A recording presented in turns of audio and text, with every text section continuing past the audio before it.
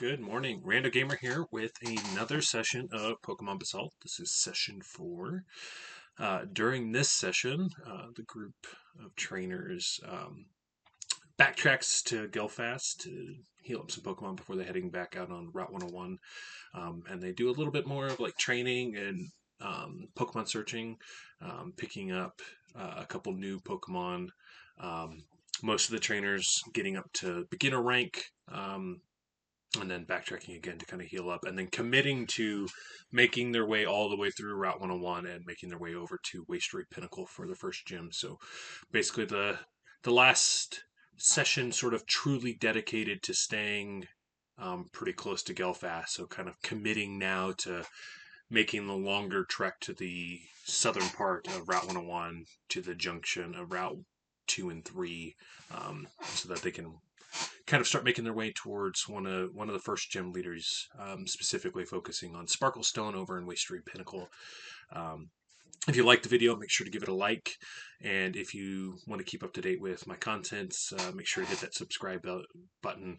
But any little bit of support helps, and without further ado, here is session 4 of Pokemon Basalt. Enjoy. Thank you guys for joining me. This is session 4 of Pokemon Basalt. One of the first notes I got in here is a reminder: pain penalizations have been removed, at least for the time being. That was the one where once you're below half health, you start taking a removal of successes, and then whenever you got down to 1 HP, you remove 2 successes. Right. What we found in that first session was that it basically made combat really, really sluggish.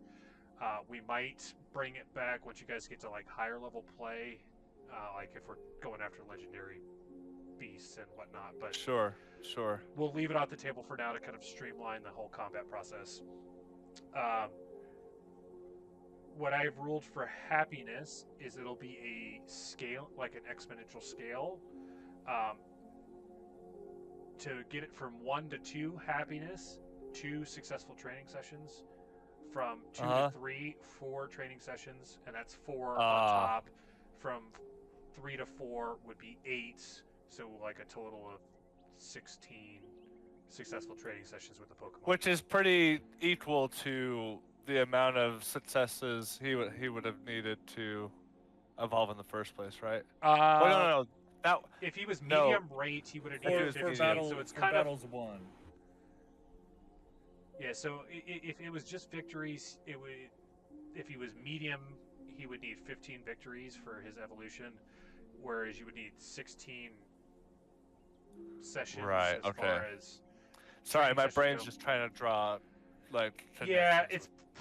We'll kind of play it by ear on how well that feels. If it starts to feel like that's too broken, because that I think is actually probably faster than how you'd be able to get happiness up in the games, unless you're spamming the happiness berries or whatever the fuck. But so does it specifically have to be training to get the happiness up? Can it be an activity of some sorts? It can be those types of things. The big thing is it needs to be a success. You would roll for whatever thing you're trying to boost happiness. I see. One of the things you still have left to go up a rank as a trainer is a successful training session with a Pokemon. You've done a training session, but it wasn't successful, so it didn't count. That's kind of the thought process. It makes sense that for my character to be sort of straddling. But we had started out. This was Collin kind of joining back up with the rest of the party. So he had gone over to the Pokemart to pick up some stuff. He ended up being the only individual picking up a sleeping bag. The rest of the party didn't have one, so he managed to catch up with Sama and Eliot before they were leaving town to meet up with Brogy. And from there, they had confirmed that the Pokemon Center was 24/7, which meant that they kind of had the options of coming back in, because it's kind of it's free to use the Poké Center. So they kind of kept that in the back of their mind for future. They had finally met up with Brogy, who had made fried rice balls and Pokechow for the party. Yes, that's right. I remember now. Firestarter Jan kind of taking like almost like a motherly sort of like wing to Collin and like trying to toughen him up. Yeah. Is working on like boosting his confidence. We learned that Collin isn't allowed to go back home until he gets at least 3 Pokemon badges. So he needs at least 3 gym badges before he gets to go home. Which is where we learn that Eliot is super serious, but not necessarily like the most accurate when it comes to Pokemon knowledge, because he immediately said an answer about a remark about like Pokemon typing that was wrong, but he said it in such a confident way that no one questioned it. They also learned that, similar to Eliot, Brogy is sort of like a vegan in Pokemon Society because he doesn't like eating other Pokemon. And mentioned that if they're wanting to eat Pokemon, they'll probably have to find some other chef because he's not going to cook them. But as they are setting down eating that evening, they realize that some of the food was going missing and that there was like some crumbs leading off from the bush. And specifically Collin was the one, and he like told everybody to follow him, but like once he got up to the bush and realized there might actually be a Pokemon there, he like kind of lost his nerve a little bit. And Eliot ended up taking the lead, and they were able to get close enough up without being detected to see a Munchlax setting over at the bushes. Literally. And that's our team mascot. Starting a combat session with the Munchlax, they opted with like the power of friendship. Yes. Basically trying to like bribe it with food and everything. It ended up being kind of a really neat sort of thing of like how they like befriended it, because each person did their own thing. There was like Eliot going with like the hype man, sort of like hyping up the Munchlax as it's eating. Brogy was like feeding it food.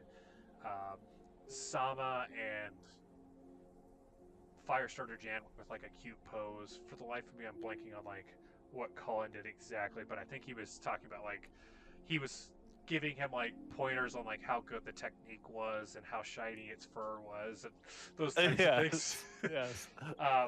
But they ultimately end up befriending this Munchlax, who ended up kind of like coming back to the rest of the kitchen with them, and they briefly talk about naming the Munchlax. Collin specifically said that he wanted to know the sex because he was debating between potentially wanting to name it Larold if it was a male Munchlax. And Firestarter Jan was like, that name fucking sucks. And I do remember that. I think, if I'm not mistaken, Eliot was the one that said maybe Munchlax, because it's like a unisex name. So they went with that one, and it ended up turning out to be a female Munchlax. The Munchlax also was not one to like be shy. So like as soon as it got back, seeing that there was more food, it like grabbed one of the bowls, scooped most of the food into it, and then went over to sit. And when Collin made like a comment about like that's a lot of food, Munchlax like handed a piece of rice to him to like appease him. And then when everybody like went down for the night, it realized there was only the one sleeping bag, so it went over to that sleeping bag. And when Collin was like, "That's my bag," Munch like scooted over a little bit and then like patted down to like indicate that they could share it. So Collin didn't sleep as good. Ended up with like a buttload of bug bites because he never like got into the sleeping bag because he didn't feel comfortable with how Munchlax was there. But they wake up to seeing that Munchlax is bringing back a pile of fish, and out of the pile it picks out 3 to give to the party to cook as it sits down with its little bit of hoard of it.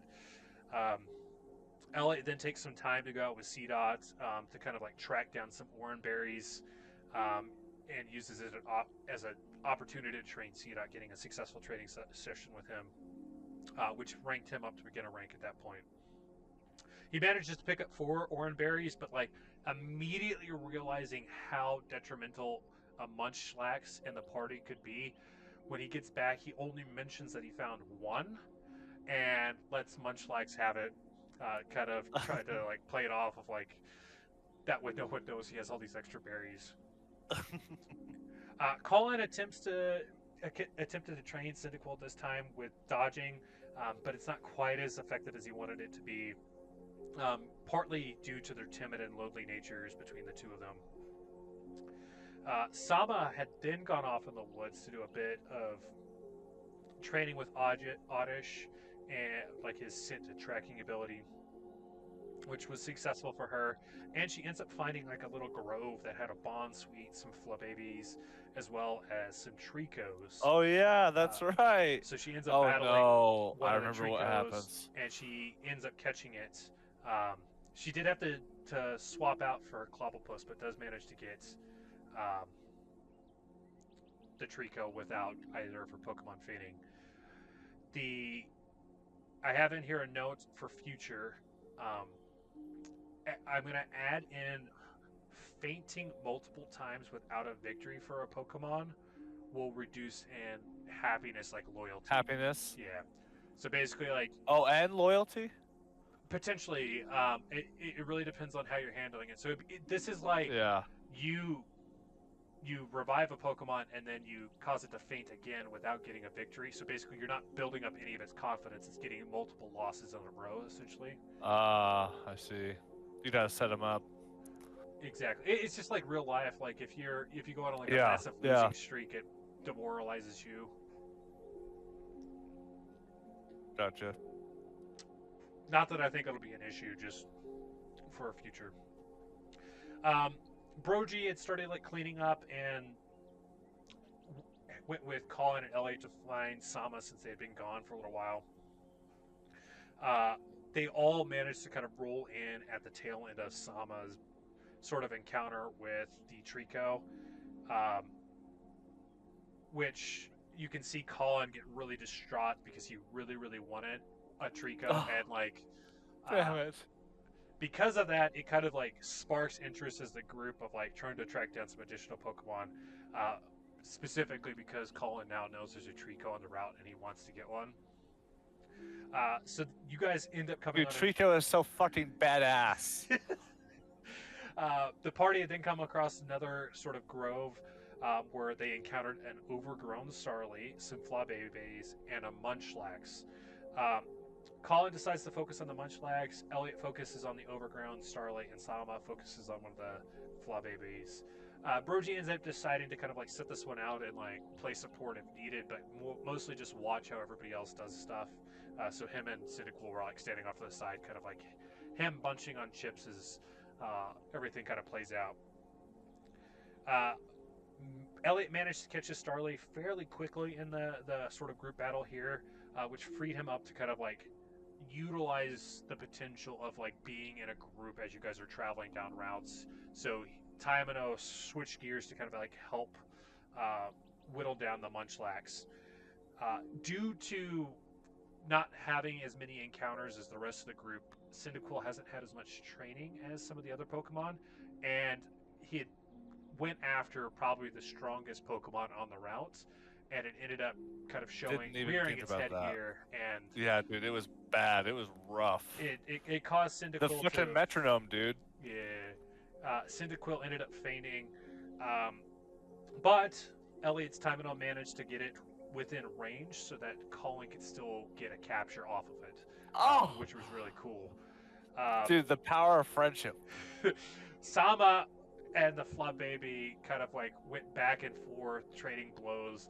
It was one of those, they were both grass types, so it was like a really big slog of like neither of them getting an effective attack because they're both non-effective attacks. Right.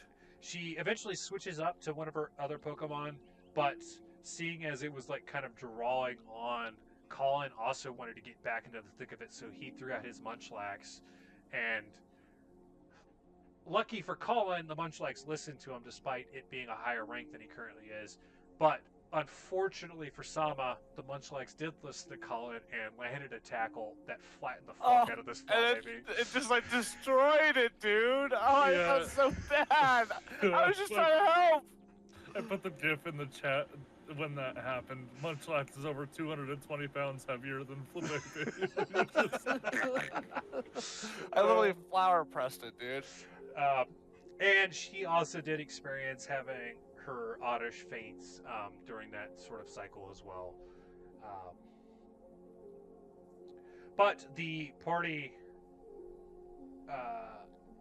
kind of take this time realizing that one, Taimano did a phenomenal job, so like the group as a whole did like a sort of like a confidence boost for him, giving him his due credit of like basically soloing one and like assisting all the other rows.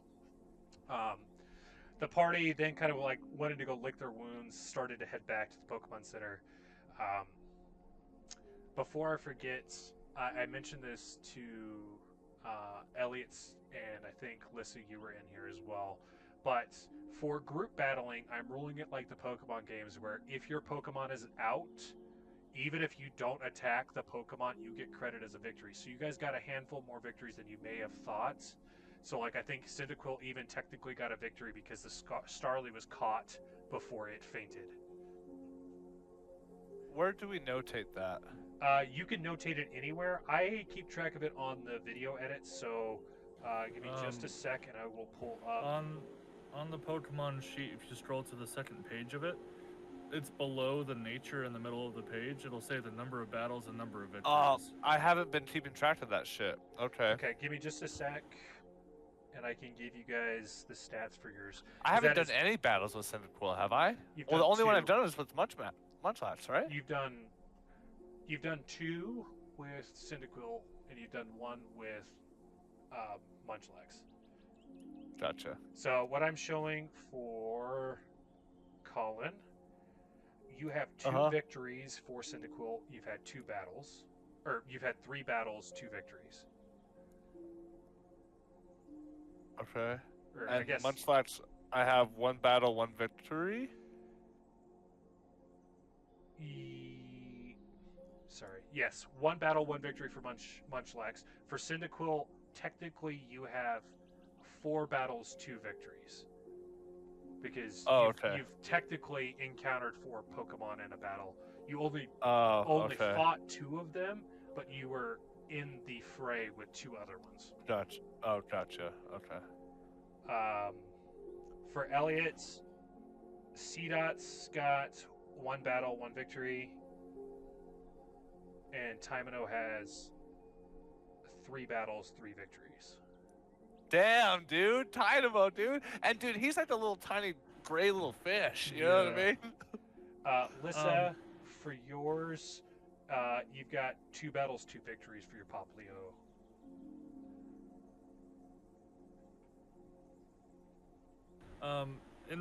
Earlier in the recap, you had mentioned that I got... Was it C-Dot who rose to beginner rank, or was it Elliot that rose to beginner rank? Elliot rose to beginner rank. Okay. I don't know if I mentioned this last session when that happened. That gave you... Let me pull up the core rulebook real quick, because you should have some points to spend because of that. Before I forget, because if I don't do it now, I will forget again.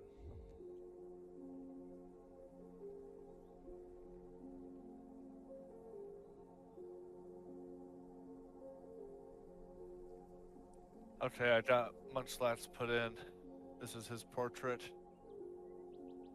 Oh boy, it's not focusing. Yeah, that's good. It's significantly better than what I can fucking do. It's one of those, I get frustrated with art because like in my head what I want to draw and what I actually control are like not even remotely close to the same. That's kind of how Riley feels. You ought to show Munchlax that, and you can be our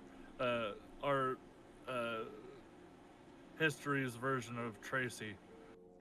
Oh shit! Okay, yeah. Okay, for you, Elliot, when you went up to beginner rank, you got 2 attribute points, 2 social points. So that's 2 in the like Dex, Strength, whatever boxes. 2 in the rainbow boxes. And then you have 4 skill points you can use. Your skill points can only go up to 2, though. Oh, they can only go up to 2 max? Yeah. That's the skill points are like the smaller ones. There's like 12 of them. So that's like evasion. Oh, but so being a max of 2, that only applies to the skills, or 2 just max to for the everything? skills. So you could technically max out a full ability if you have enough points of the other ones. So there's like on the left hand side there's like the fully red boxes. I can't remember what all of them are off the top of my head. Then you have like the skill ones, which are the smaller ones that there's like 12 of them. And then there's the rainbow color boxes. The rainbow color and the red boxes, those ones you can put as many as you want in attribute. The skill ones are the ones that are capped at 2. Okay, remind me how many skill points? Because of our trainer level, right? Yes. And it was 4 additional skill points for being beginner rate. You should have 9 total points that you put into skills. Does that go for every Pokemon? That's beginner rank trainers in Pokemon.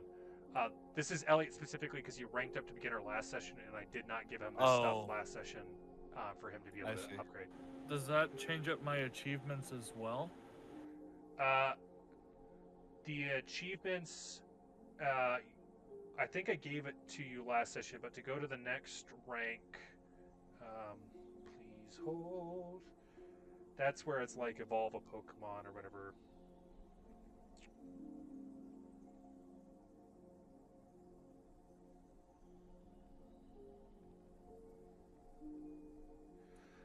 To go up to amateur rank, you need to evolve a Pokemon, win your first badge, and increase a Pokemon's loyalty and happiness.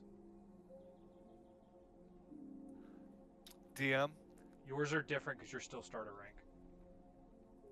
Right. The only thing I need to do is understand Poke gestures. Yes. That's where, like, whenever you had RP'd something with Cyndaquil and I asked you to roll for it, you just didn't pass the check. Oh, gotcha. All right.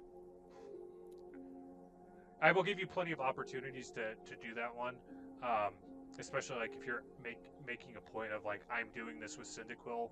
I will usually have you roll for it until we get through this one. That one's one where like I don't really like because I'd rather you just do generic RP, but like. Right. Okay. As you guys are rolling into Gelfast, as you were kind of like getting closer to it from like the northern part of Route 101, you could kind of see that there was like some rain clouds on the horizon, but it looks like the storm was rolling out into the ocean.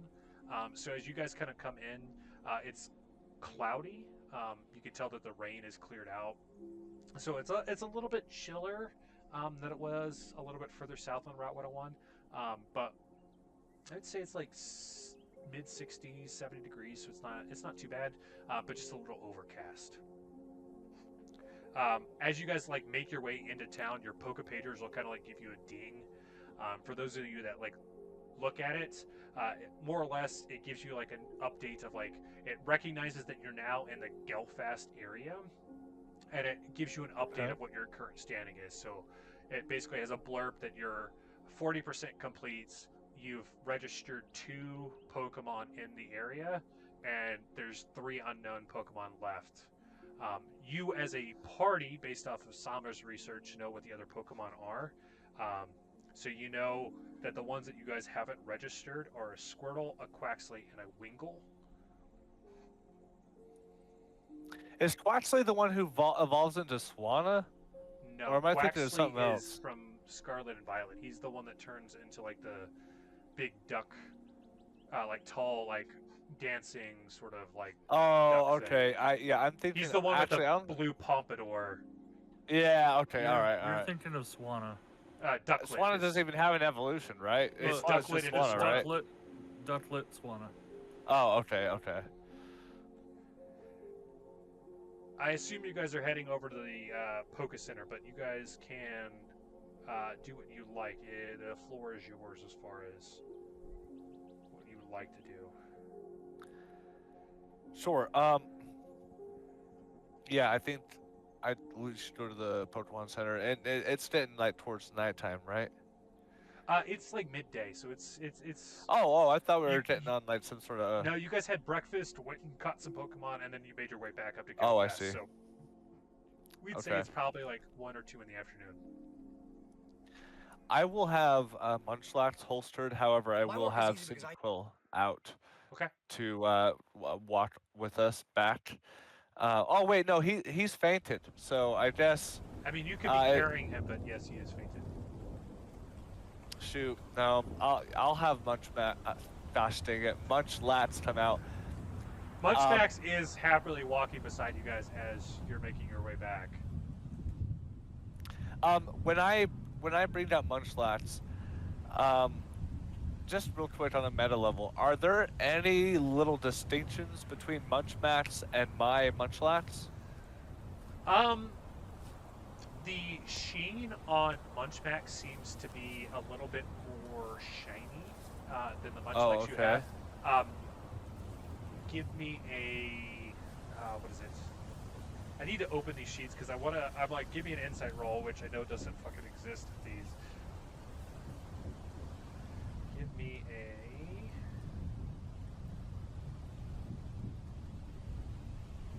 lore. I think insight is a lore thing, or isn't it? science check. Oh, I guess science. Lore or science? Lore, science, or insight, whichever one you prefer.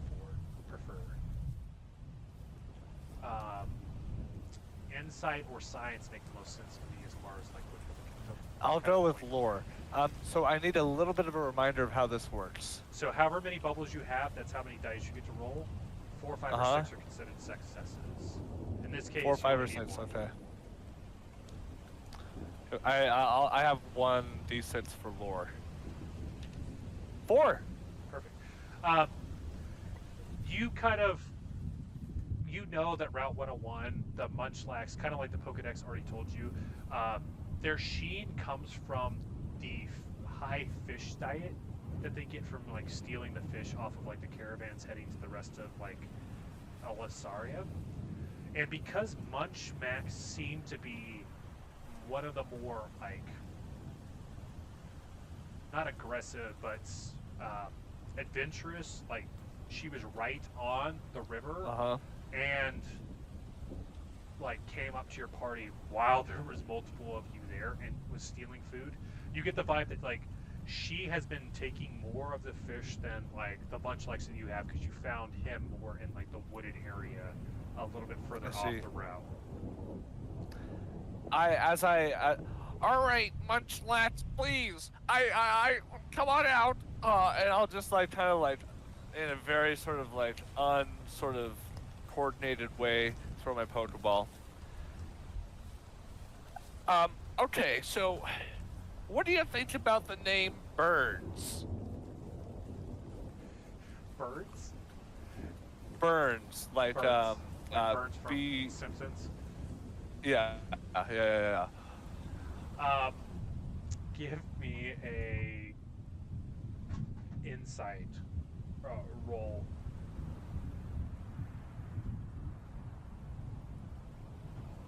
Okay, I have a bunch more of that. Hold please. All right. I have 3 for insight. But only 1 success. Well, the good news is you only needed to have 1. So you can go ahead and also take that information I just gave Elliot for beginner rank stuff, because that was your Pokemon gesture.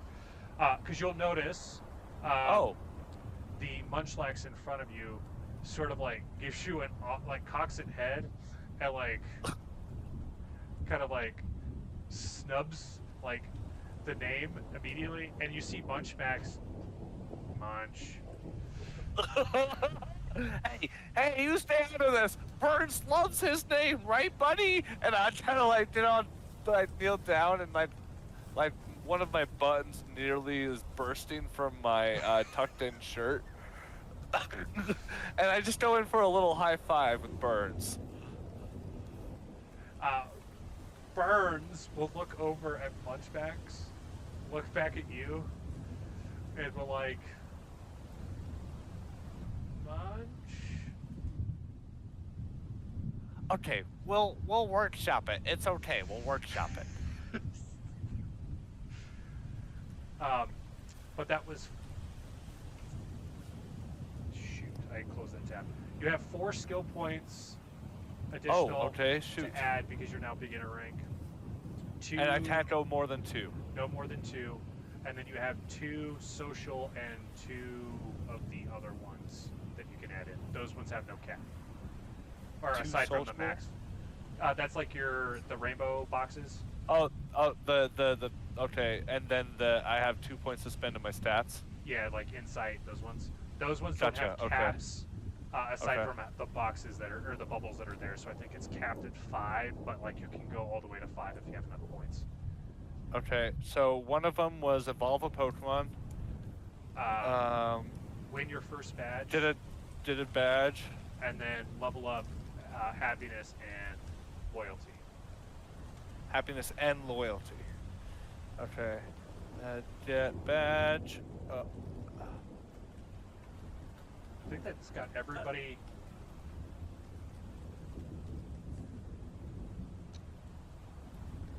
Actually, Elliot, you know what? I'm thinking about it. I think you need to battle a trainer.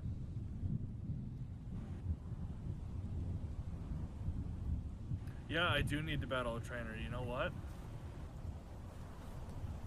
Oh, jeez. Wait, have I battled? Wait, I battled Yeah, trainer you did for what? You did a trainer the very first session. Oh, that's right. Yeah, that's right. Oh, get badge. What was the third thing? Happiness and loyalty. Yes. What was the going up to beginner? That might have been.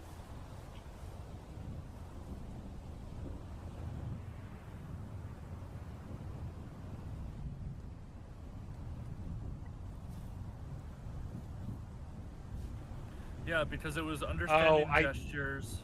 It Yeah, I was- put you're closer to getting to beginner rank. That's my bad. How I was reading my notes. Yeah, you still need to battle a trainer. Don't worry about adjusting the stats now. I will give you an opportunity to get a trainer hopefully this session. But How many points for skill points? Total? 4. 4? You should have Okay. 9 total. 5 from being starter rank, and then 4 for being. And beginner then, rank. okay, alright, gotcha.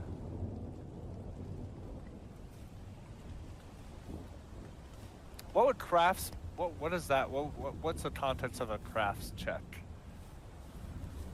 That would be like if you're trying to build something, Oh, okay. Okay. or like in the contest stuff that you guys can do in certain cities.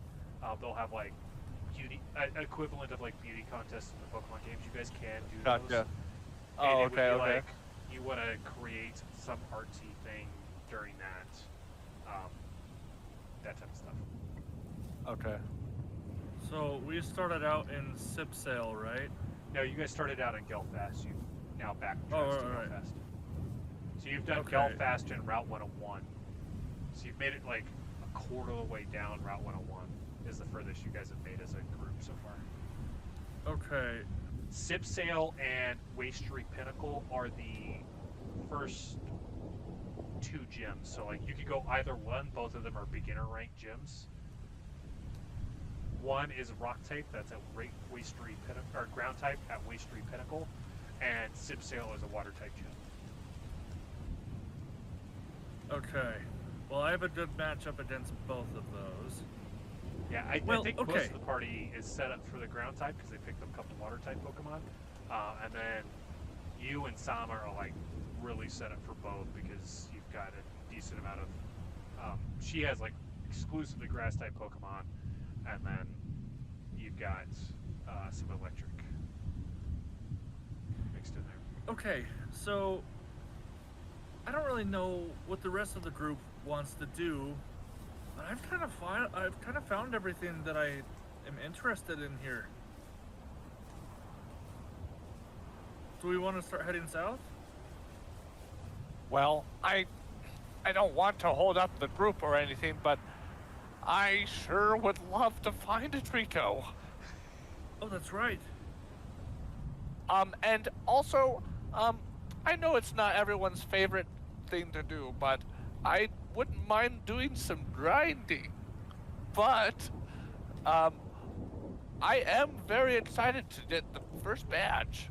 And I'll just sort of like readjust my tucked in shirt. Yeah, I'll toss out C-Dot and like do it in such a way where C-Dot just kind of lands up on my shoulder.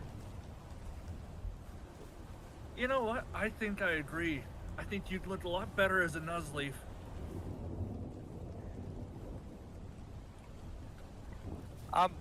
Real quick, Alyssa, are you with us currently? I am not sure if you are or not. Oh, okay, cool. All right. Because here's the thing, I have a very strong Pokemon in my side, and I rub my hand over the Pokemon ball on my belt, Ash Ketchum style, you know, and it's the one that contains my Munchlax. I am sure this will do great against a rock type, but I do need something that's, and then like my glasses will like do the shing with the lighting, something that would be super effective. Yeah, you could just burn whoever you're fighting, right? Burn? I was making fun of the name, Colin. I think Burns is a good name, but Munchlax thinks we should think about it, and that's fine. Anyways, I do think that maybe the Pokemon Center might be okay. Everyone kind of took a beating. no, we've already done that. We've already, right? Oh. We've already done that? Yeah, we kind of were trying to like speed up the start of the session with, say, you guys had already gotten to the Pokemon Center, so. I see. And unless you want to RP some stuff in the Pokemon Center, you guys can say that they have been healed. Lissa, I have a question. Do you want to catch more Pokemon or do more training with your Pokemon? I for sure would like to get at least a Trico and maybe a couple of wins underneath Cyndaquil's belt, as well as maybe Munchlax. Well, I'm good with Munchlax, actually. I want to get Cyndaquil more beef.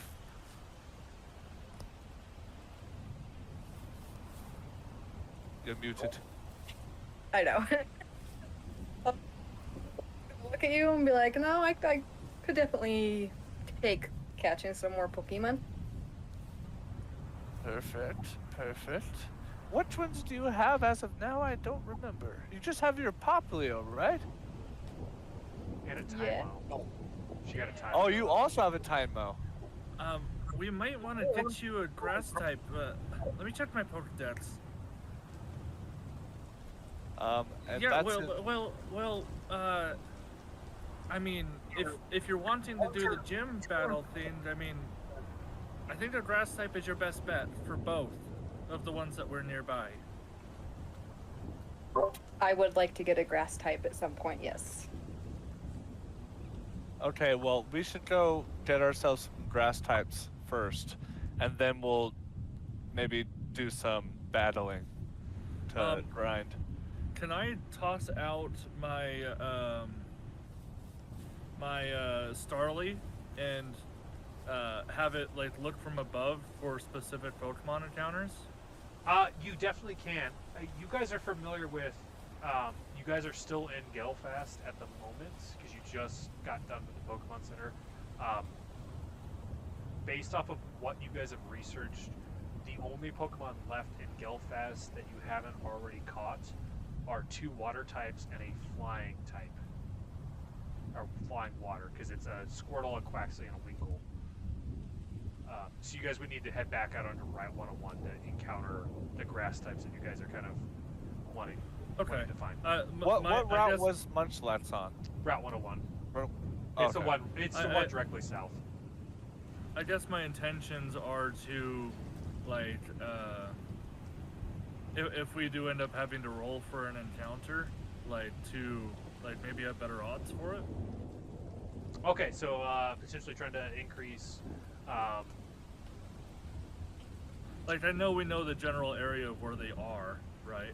Yeah, you're wanting using to it get like the as a- higher percentile die on the. He wants advantage on the roll. Yes, essentially. So you're wanting the higher rarity on the. Yeah, because the isn't Pokemon. Trito pretty rare? He is an uncommon on the route. Yeah. Oh, okay. Yeah, and Well, you uncommon guys is are still- aware of this. So you are aware that it's 3% chance to encounter a Munchlax. It's a 5% or 4% encounter to encounter Trico. It's a 4% is still pretty low, dude. well, and that's because there's 3 uncommons on the route, and it's mostly just because there's 10 Pokemon. So like the percentiles are shifted a lot. So Sure. I mean, I will do with any grass type if it comes down to it, but definitely looking for a Trico. yeah, as you guys start making your way back out onto Route 101, you guys are moving further away from like the thunderstorm out over the ocean. So you've got kind of a little bit more calm ambience. If you recall, today was a clear day out on Route 101. Yes. So as you guys make your way out there, let's roll some dice here.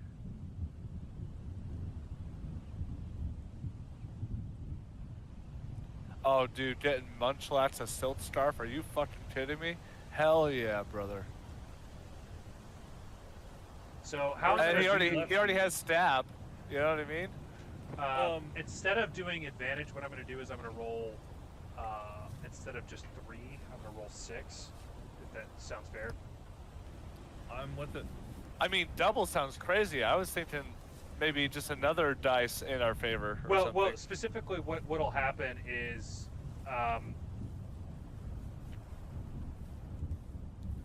because Starly's doing like a wider range by being up high, the vision is kind of spread out further, and it can kind of like point or like gesture where it's seeing Pokemon, which is why you're seeing more Pokemon. So it could kind of like. And RP sense, my Starly also has keen eye. Oh yeah. Oh, perfect. T9 makes it so your accuracy can't be lowered, right? Yeah, I think I don't know how this game works, but I think it's very similar. But all right, Starly, help us out. We need some Tricos. Oh boy, I'm so excited. And I'm gonna call out Cyndaquil to come walk next to me.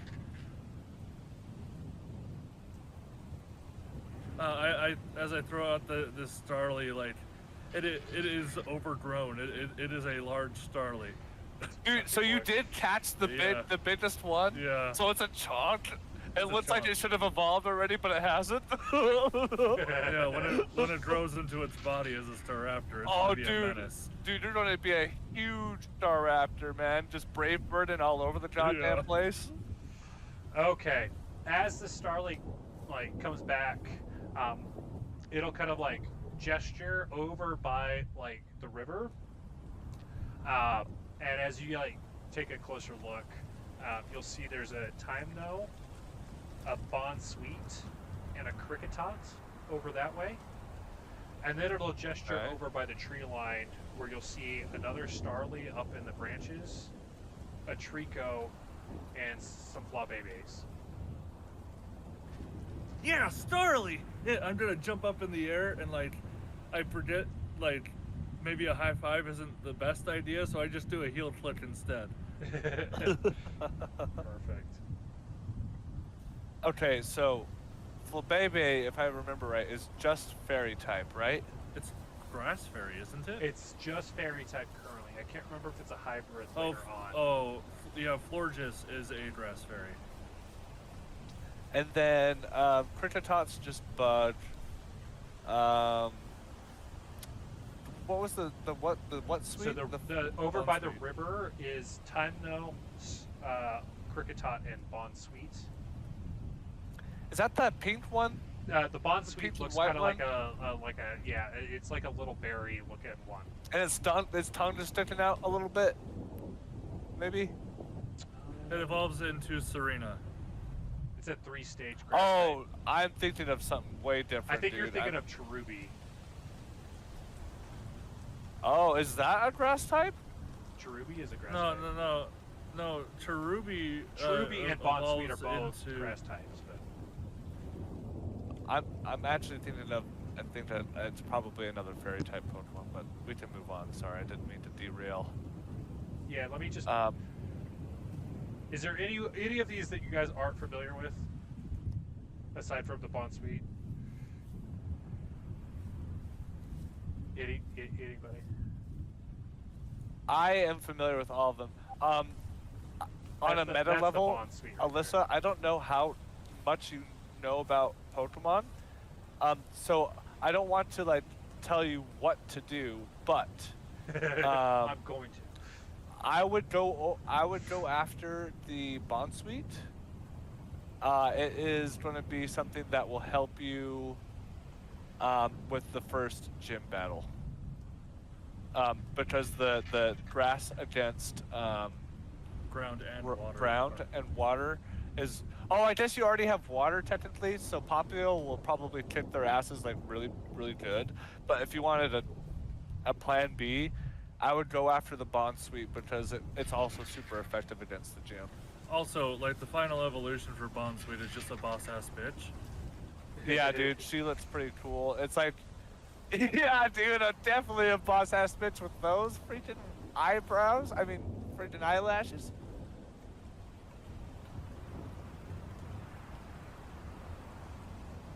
All right, so yeah, I definitely want to go after the Trico.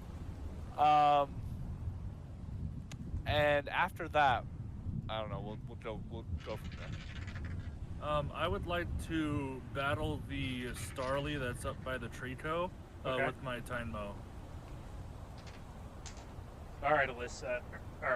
What are you going after, or are you kind of watching? I was told to go after because that's the one I was actually thinking of doing. Anyways. Okay. Perfect. So, Collin and Elliot, you guys are within range of each other based off of the positioning of the Trico and the Starly. They appear to be standard in size. Okay. Lissa, as you approach this Bond Suite, it appears No to way. be a chunky boy. Oh, you got a big one, dude. You got a big old berry. Gonna have some thick ass thighs when it evolves.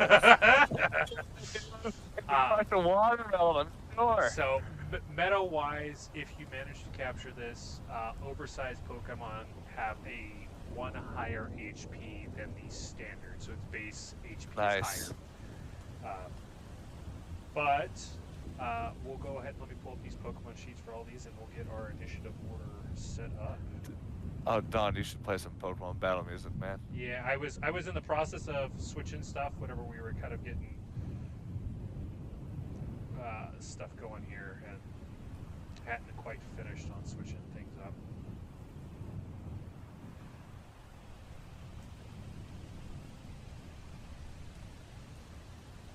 I've never had a Bond Suite in my party ever. Isn't that a Gen 5 Pokemon? Gen No, 6, right? Gen 6? Gen 6. Or no, Gen 7. It was added in Sun and Moon. Oh, that's right. It is 7.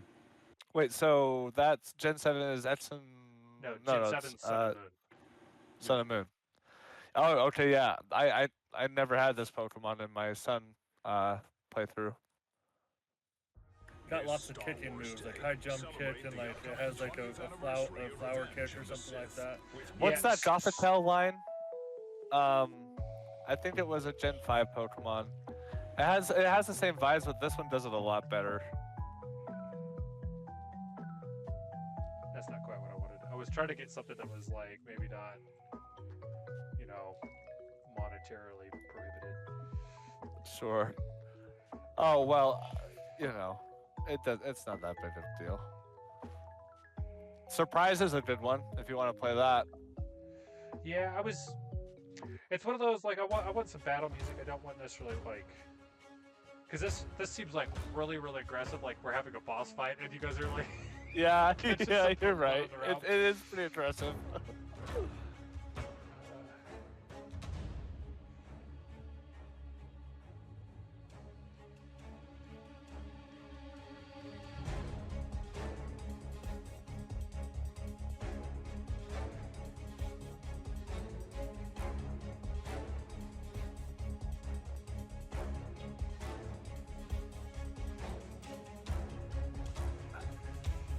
We should start a collective where if people find a song Yeah, right. that could be used for like D&D, we should create a playlist that everyone should add that to.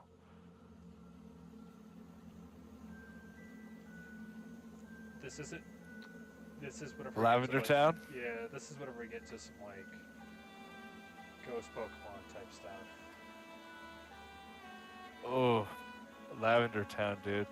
I love it. I'm gonna add this to the playlist. Have you guys like consumed any creepypasta content around Lavender Town? I have not, but I know even in the games themselves, it's kind of It's bleak, sketchy, to say yeah. the least.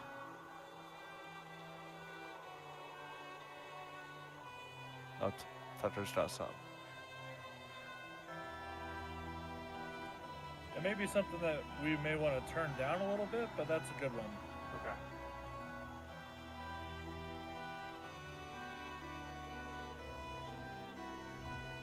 Yeah, so it looks like here Bonsweet is a grass type Pokemon. Oh yeah, I like that. Has Leaf Guard or Oblivious. Oh, you definitely want Leaf Guard, but Oblivious isn't bad. But you definitely want Leaf Guard.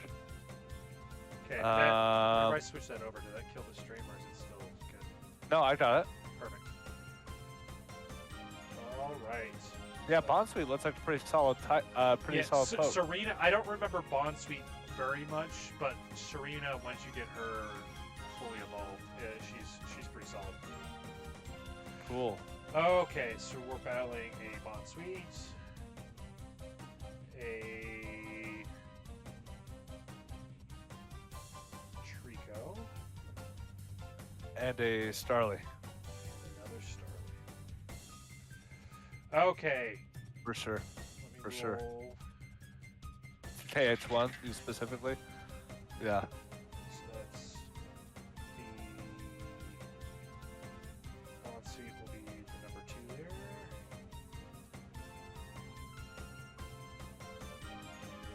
there. So for you guys, as we're getting set up for this initiative order, look at whatever Pokemon you're throwing out. Let me know which Pokemon and what its alert or its its dex score. Its initiative Okay. score. Its initiative score is going to dictate initiative. It's what score? Initiative. I'm going to be sending out Tymo against the Starly, and I have initiative score of 1. Okay. Where's the initiative at? Oh, right there. I will be sending out Cyndaquil, Okay. and he has a initiative of 3 actually. Nice. Damn. What are you sending out, Lissa? I will send out my Papio and initiative of 2. Perfect. Nice. So our initiative is going to be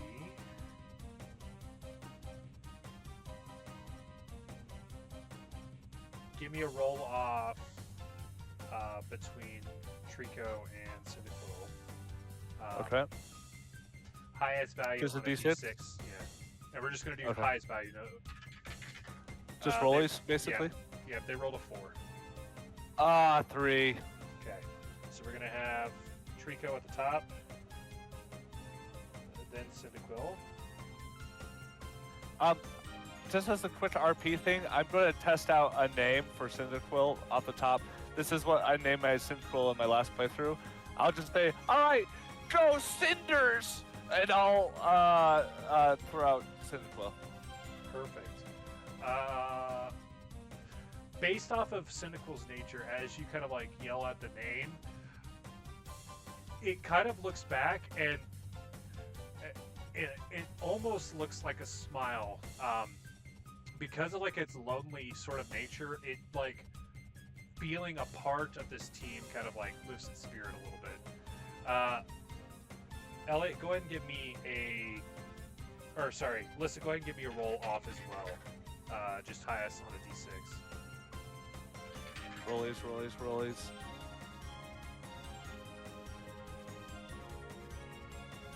What'd you get?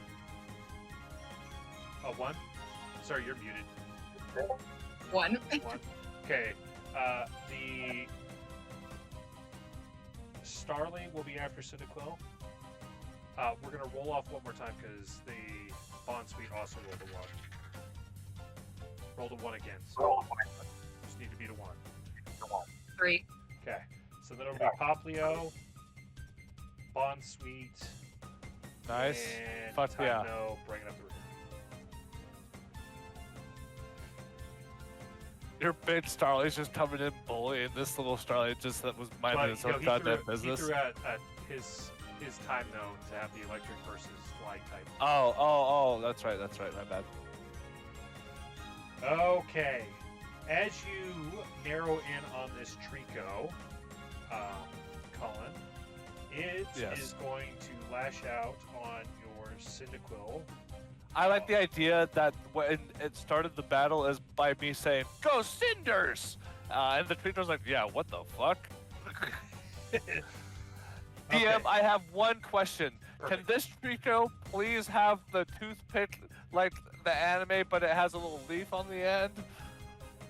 Roll me a percentile die real quick.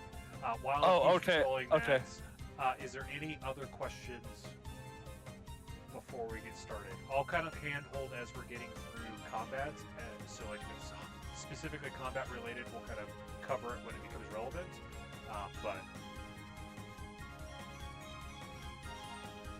Okay, I don't know if this is going to be good or bad. 83? Well, I had said 75 or higher, so... okay. Yes, it does have a toothpick. Specifically, it's like off... You can tell that it's like been whittled off the bark of this tree here, so it's kind of like got the same sort of like colorization of it. So like it's a Cool. darker brown because these are like some older oak trees. Oh, so instead of being like greenish, it's more brown? Yeah. Hell yeah. Dude, fuck yeah! Okay. It is going to attempt and absorb on your. Yeah, good Cyndaquil. fucking luck. It's not even effective. It misses, which will bring Okay. us to Cyndaquil. All right, Cinders, this is it. This is what we want. We really need this guy. Cinders, do. I think he just knows tackle, right? Tackle. So that's, if I remember, how does this work again? You're going to roll It's the dice based strength plus 2. So I roll 4. your Okay. accuracy. So you're going to roll your accuracy for the attack. Oh, right. Okay. So tackle is brawl plus your dex. Brawl plus stats. Okay. 1, 3. Okay. All right, here we go. 2 successes. Perfect. Go ahead and roll me some damage, and that's going to come from your damage pool based off the attack. Tackle should damage. be strength plus 1, I think. 2. Plus 2. It says 2 here. So, all right. So strength is. Ooh, that's when I hit hard. Okay, hold on. 3 successes? 3 But that successes. are- Yeah, 3 minus successes. It's defense, so it's going to take 2 damage. It is in the Okay. yellow. It is in what? The yellow. Nice hit, Cyndaquil! And I'll start fumbling a Pokeball in my pocket at the end of my turn. Perfect. The Starly, having been approached by the Tymino, is going to make an attack with a tackle.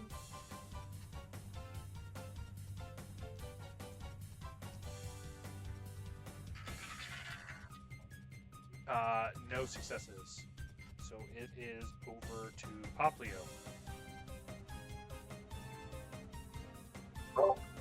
You're gonna have to remind me how to do combat on this because I don't remember. Okay, so on the front page it should have your attacks. I think Poplio has pound and 1 water attack. Water gun is what I have written down. You'll Yeah, pick so- one of those. Oh, go ahead. Depending on your Pokemon knowledge, hint, hint, don't use the water attack on a grass type. Once you picked your move, you're going to roll an accuracy with it. So if you choose pound, it's going to be brawl plus your dex. If you choose water gun, it's going to be your channel plus dex for accuracy.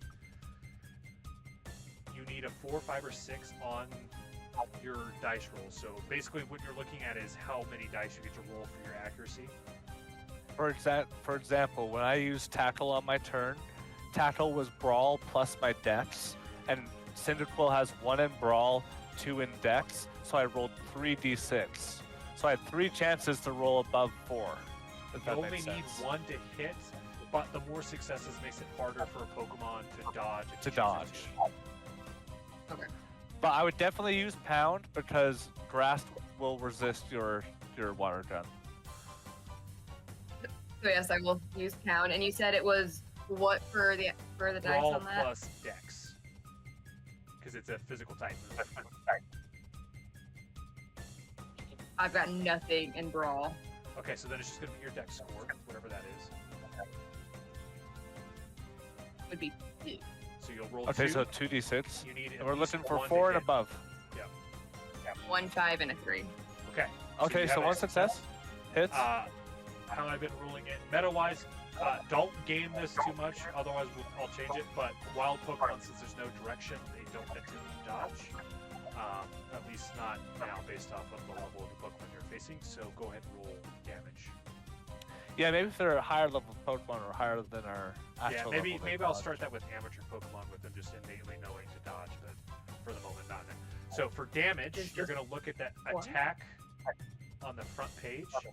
Its damage pool should be, I think it says strength plus something. Strength plus 2. So you're going to look at your strength score, add 2, and that's how many dice you get to roll this time. We were rolling 4. Nice. Nice. 15. You got Well, 3 so how many fives. successes? 1's a 1, 4, and 2 5s. So Three successes. Okay, so it is going to take 2 damage. The Bond Suite is also in the yellow. Nice. That will bring us to time though. Yellow is a good catching range. Red is better, but yellow is good. Where are we finding like the move damage ranges? I forget. So on your first page, if you filled it out, it should have the. I'll name show of the you, move. like- Hold on, I'll show you. So it should have the move type, its damage pool, and its like accuracy or whatever. Right, I see where that's at. I guess I didn't add the power to Tymo's tackle, but if it's just like strength plus 2, I just don't want to be doing an Yeah, let me accurate pull stuff. up Gelfast time now because that's what yours is. It's relative to pokes, I think. I'll be right Yeah, back. so just try to- tackle is strength plus 2 for its damage pool. Its accuracy is going to be its alert plus its brawl.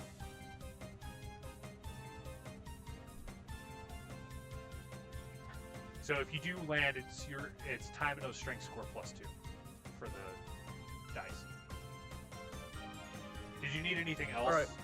added in? No. for that? No. So the only thing I can go for right now is just tackle. I just wanted to make sure I had everything right. Yeah. So it is alert plus brawl. Yep. So I just have 1 die to roll. I will take your word for it, yes. Oh, like so mine's written nearly the same as what you have pulled up. Yeah, depending on depending on how you allocated point. I guess you haven't allocated any additional points on time now. So I don't remember which one you got. I got the Jolly Time-O with 5 Or sorry, HP. it's Dex plus Brawl. So you should have 2 dice. Okay, yeah, okay. Alert is for initiative, sorry. I see. Okay. Alright, yeah, so I just rolled 2. 1 pass, 1 fail. Okay. Okay, go ahead and roll me your damage pool.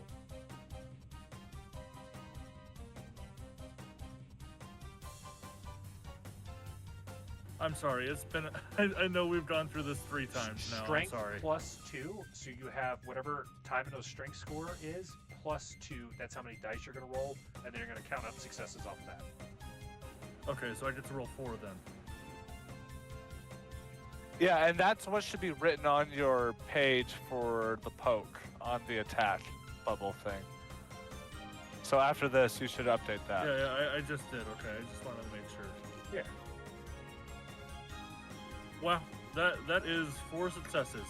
Wow! The Holy Starly shit. is in the red.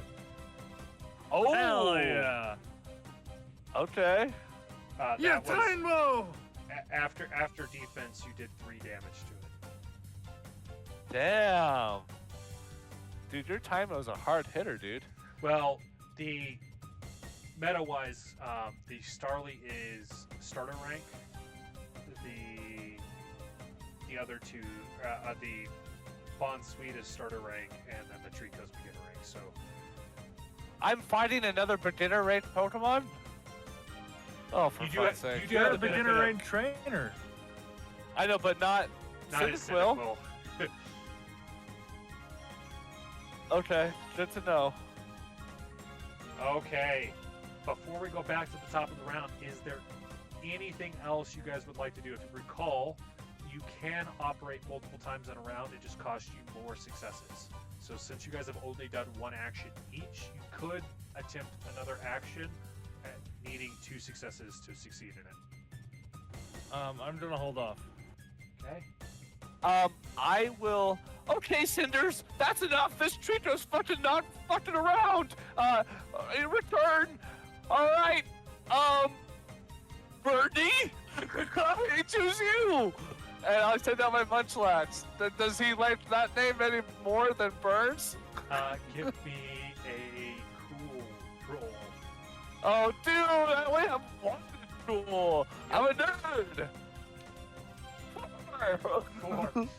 It seems, at least at the moment, that adding the E to the end of burn has given him a little bit more of like an affection towards the potential name. Okay, cool. What is its initiative, just in case? The initiative of my Munchlax is, hold please. Initiative is 2. Okay. We're gonna move you. If Munchlax ends up acting at all, it is now after Poplio. Okay, that's fine. Lissa, are you doing anything else with your Pokemon in this round, or are we going back to the top? You can try attacking it, and it will just be slightly harder. I will hold off for right now. Perfect. Okay, anybody throwing a Pokeball? Since we're back at the top of the round, Pokeball catching takes priority over everything else. Okay, so if I wanted to, I could throw a Pokeball for my turn, and then at the end of the round, try attacking if my Pokeball misses. But it will be harder for my attack because it's the second action. Indeed. Okay, so I will attempt a Pokeball throw. What we ruled is you can't attack in the same round you throw a Pokeball because you aren't yelling commands, you're throwing a Pokeball. Okay. We may adjust it where your Pokemon can act, but you don't get to dictate what it does. I will look at what... I will say what it does in your stead based off of its nature. Sure. I will say... I'm gonna go for it. I don't remember. I know I've done this before, and I don't remember if it fucked me in the ass or not. But I'll take my chances of throwing a Pokeball. Perfect. So, since it's in the yellow, you do get one additional die on the capture. I'm double checking real quick the capture effectiveness of a standard Pokeball because that's all you guys have at the moment.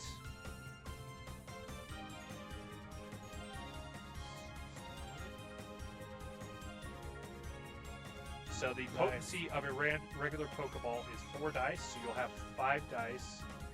Okay. Since it's beginner rank, you need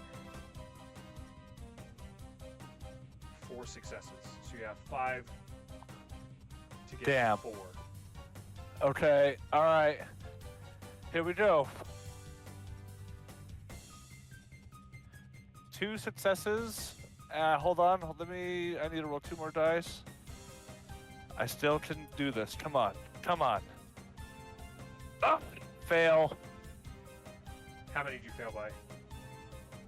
I had 2 out of 5. So technically that's considered a crit fail because you missed it by 3. Or wait, no, you said 2. You've got 2. You needed 4, so you only failed it by 2. So not crit fail. Oh, my bad. You had 5 to make 4. Oh, I see. Yeah. You throw the Pokeball, and this Trico immediately swips, and you see its tail swat the Pokeball away. So it doesn't even activate to pull it in. Careful, Bernie. This guy's he's really not messing around. Okay, anybody else throwing a Pokeball? Okay, that will bring us to the Starly. The Starly is going to make another attempt on the time though there.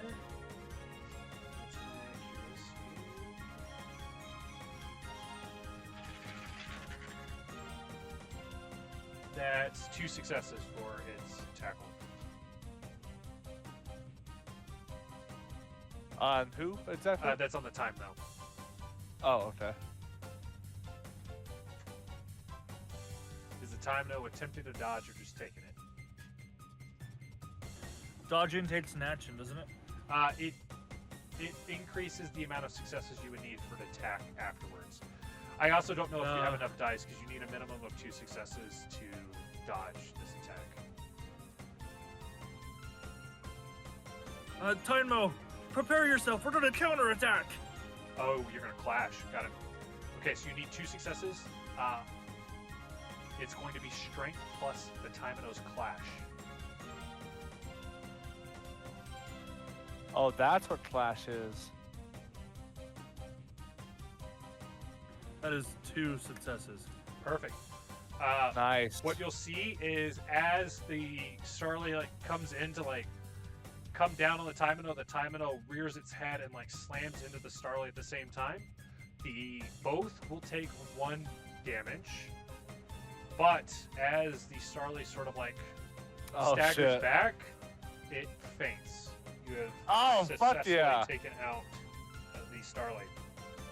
Nice. Based off of how these battles are playing out, Collin, you can mark that both Cyndaquil and Munchlax got a victory, and Tymano also got a victory. Okay. Because the Bond Suite was over at the river, Lissa, unfortunately, you are not in proximity to the fight that's happening currently. That also goes, you guys can't assist unless you make an effort to run from the battle you're currently at over to where she's at, if that becomes relevant. Was it just to my Cyndaquil or to my Cyndaquil and Your Cyndaquil and your Munchlax have both been out during the encounter with the Starly, so they both get credit for that. Okay. Battle and victory? Yes. Okay, thank you. That brings us to Poplio with its battle over with the Bomb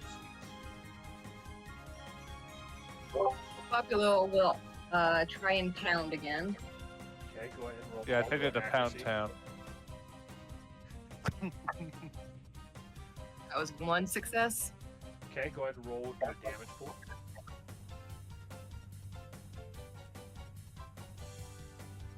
Two successes. Nice. Cutting it close. It is in the red. Oh, prime for Pokeball catching. that will bring us to the Bond Suite. The Bond Suite is going to attempt a splash.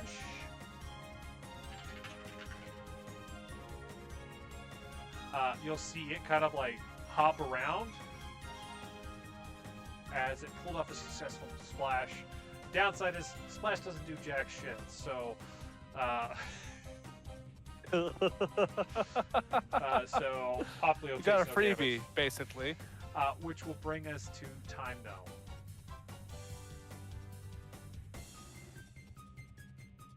All right. What do you think, buddy? Can I try to gauge Tynmo's reaction to asking if you should keep battling or not? Go ahead and give me an insight roll. What's your Off Tynmo's of your insight nature? as a trainer.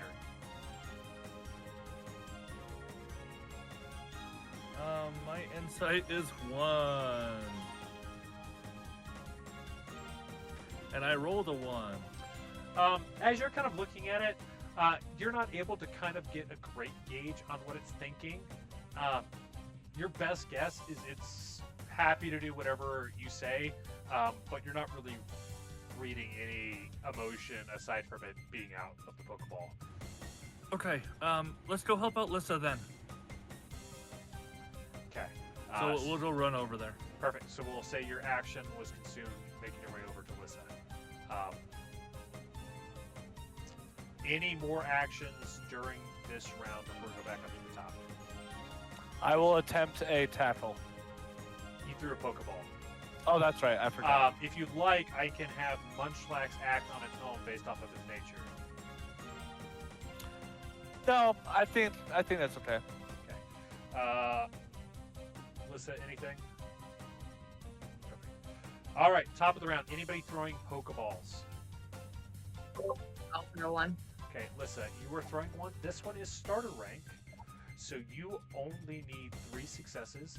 You have 6 dice to roll to get 3. 66 to get 3 successes. The odds are so heavily in your favor.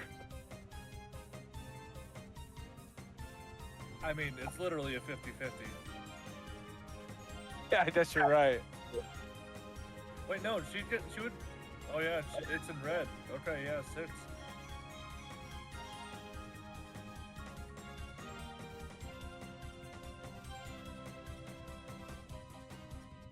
Four successes. Perfect. Nice. You throw the Pokeball out, and you see it shake once or twice, but like it clicks pretty quick. Hell yeah. I'm gonna give you a snip of these sheets so that I don't have to give you like read all the stuff out for you. The one thing that you will see that's different on this one is that happiness and loyalty is 1 lower than this because you took it down to the red. Oh, interesting. Okay. So because you damaged it as much as you did, it is not feeling overly loyal or happy with you as a trainer. Oh, so it'd have 1 loyalty and happiness as opposed to 2? Yes. Gotcha. This Bond Suite knows Oblivious. Ah, okay. Oblivious isn't bad, I suppose. Okay, Well, I that mean- clears out the Bond Suite. So, Poplio and Tymino both get 6 victories out of it based off of the proximity to the fight. Oh, you double dipping bastard. Hey, Tyno helped you catch No, your no, Munchlax. I'm just kidding. I'm just kidding. You gotta metagame somehow, right? I mean, okay, that will bring us to the Trico. The Trico is gonna attempt an absorb. Okay. I guess I should have had Trico go last time, huh? That might have been relevant. It failed its absorb, which will bring Damn. us to Poplio. And Poplio is still wanting to do anything. You are more than welcome to pull your Pokeball back if you would like, Lissa, and in combat for you.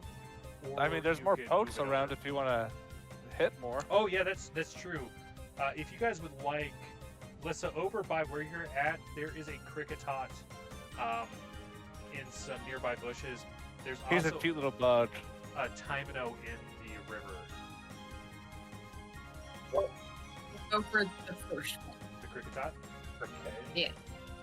Dude, I can hear the call from the games, like what that sounds like. It's like. Yep. Let me pull up his. Oh wait, maybe the call I was thinking of was Prickatoon.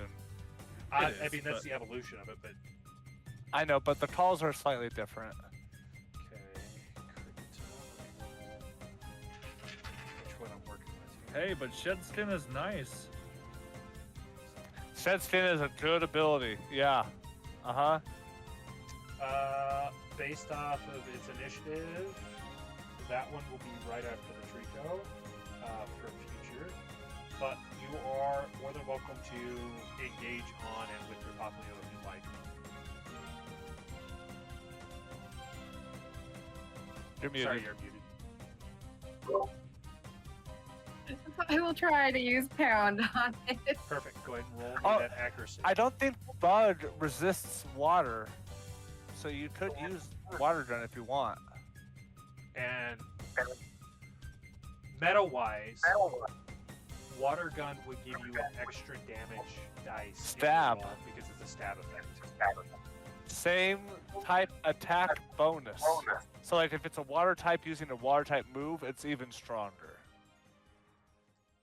Okay. So we'll do water gun instead. Hopefully you don't mind, Alyssa. I just grew up playing the game, so I just understand this stuff innately. No, you're fine. I appreciate the help. I removed important work-related information to make sure this was still in there. Do I still look at dexterity to determine It's how many dice it is?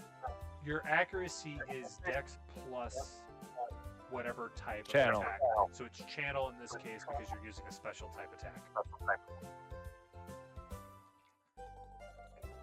And then, what is the stab effect? How does that affect it? Is that another dice? That's if she Hits. hits, then she has an extra damage dice. Oh, I see. I did not hit. Okay. Ah, shit! It basically what happens is like Poplio, after you had caught this Pokemon, wasn't necessarily ready to like engage on another one. So like as you guys kind of move over, you called out the command, and it kind of like sprays a little bit wide as it's like turning its attention because it was focused on the Bond Suite in this sort of area, and it had to like turn to a different bush to fire off. But Gotcha. that will bring us to Munchlax. Okay, Bernie, this is it.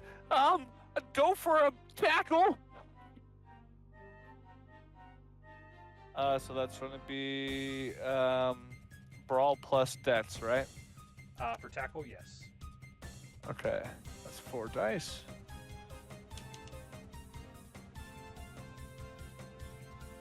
Uh, 3 successes. Perfect. They were all 6s. Not that that matters, but yeah. Go ahead and roll your Damage? Okay, that's strength. So 2 plus 2. strength. Yeah, 2. Okay, so 4.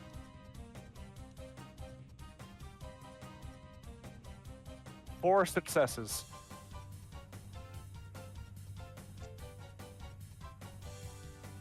Don't say it! Don't say it!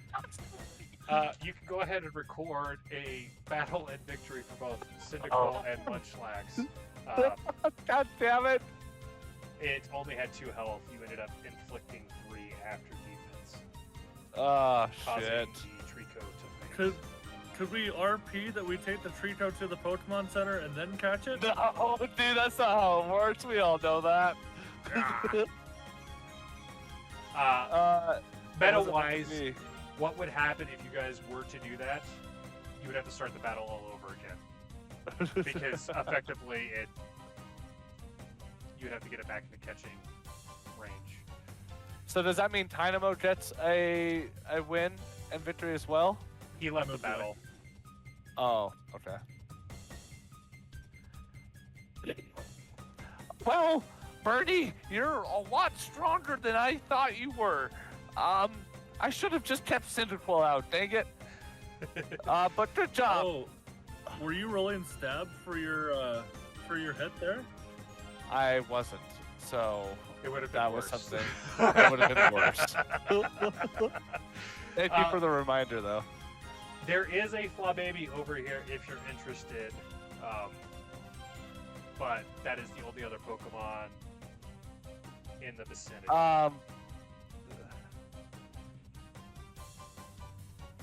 No. Well, I'll go over to battle it, I guess. Okay.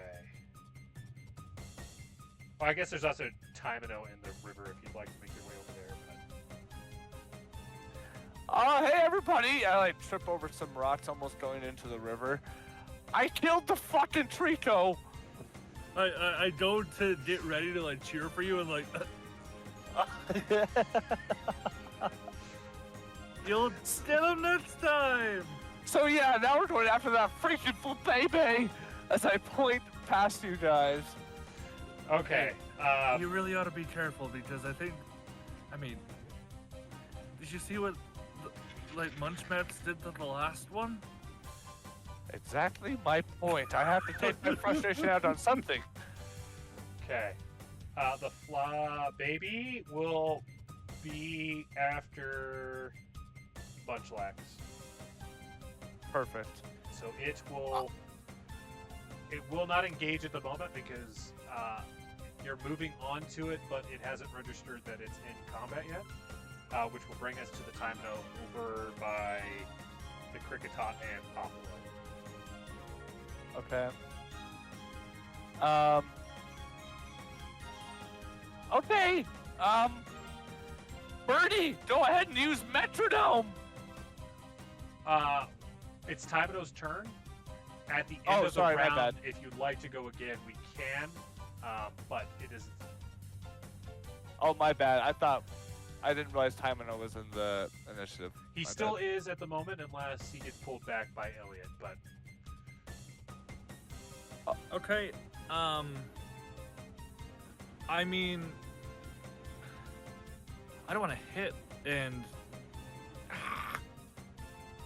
so you're over by the Kricketot Okay. that hasn't taken any damage yet. Okay, let's All right, Dynamo, keep up the pace. Hit the Kricketot with the tackle. Okay, go ahead and give me an accuracy roll. That is 2 passes. Perfect. Go ahead and roll me your damage pool.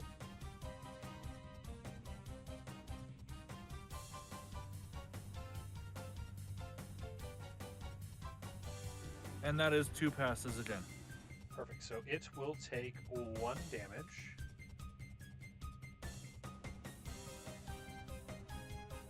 Still in the green.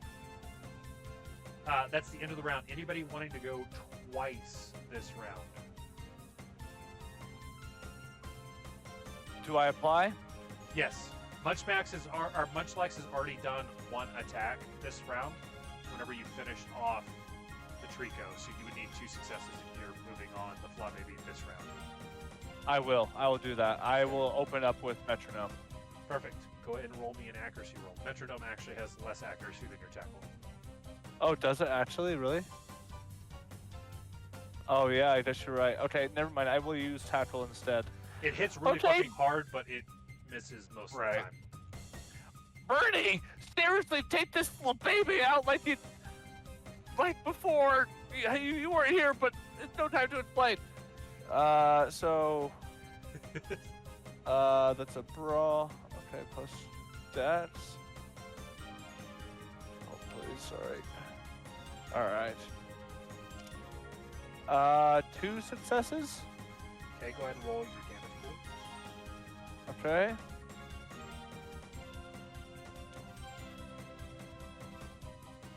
Uh, 3 successes. It will take. Oh, actually, I need to roll 1 more for stab. Yep. 4 successes. It will take 3 damage off that. It is in the red. Perfect. Anybody else going a second time? Perfect. Back to the top of the round. The Cricketot now realizing it's in a fight. Since it took damage from the Timino, it is going to try and make an attack on its opening up. Uses Bide. Its Bide. Yeah, focus on us, baby. Wait, I didn't see Bide. Yeah, that's what it's currently got. Dude, that's what it does in the games. It only uses Bide. Which misses. That will bring us to Poplio.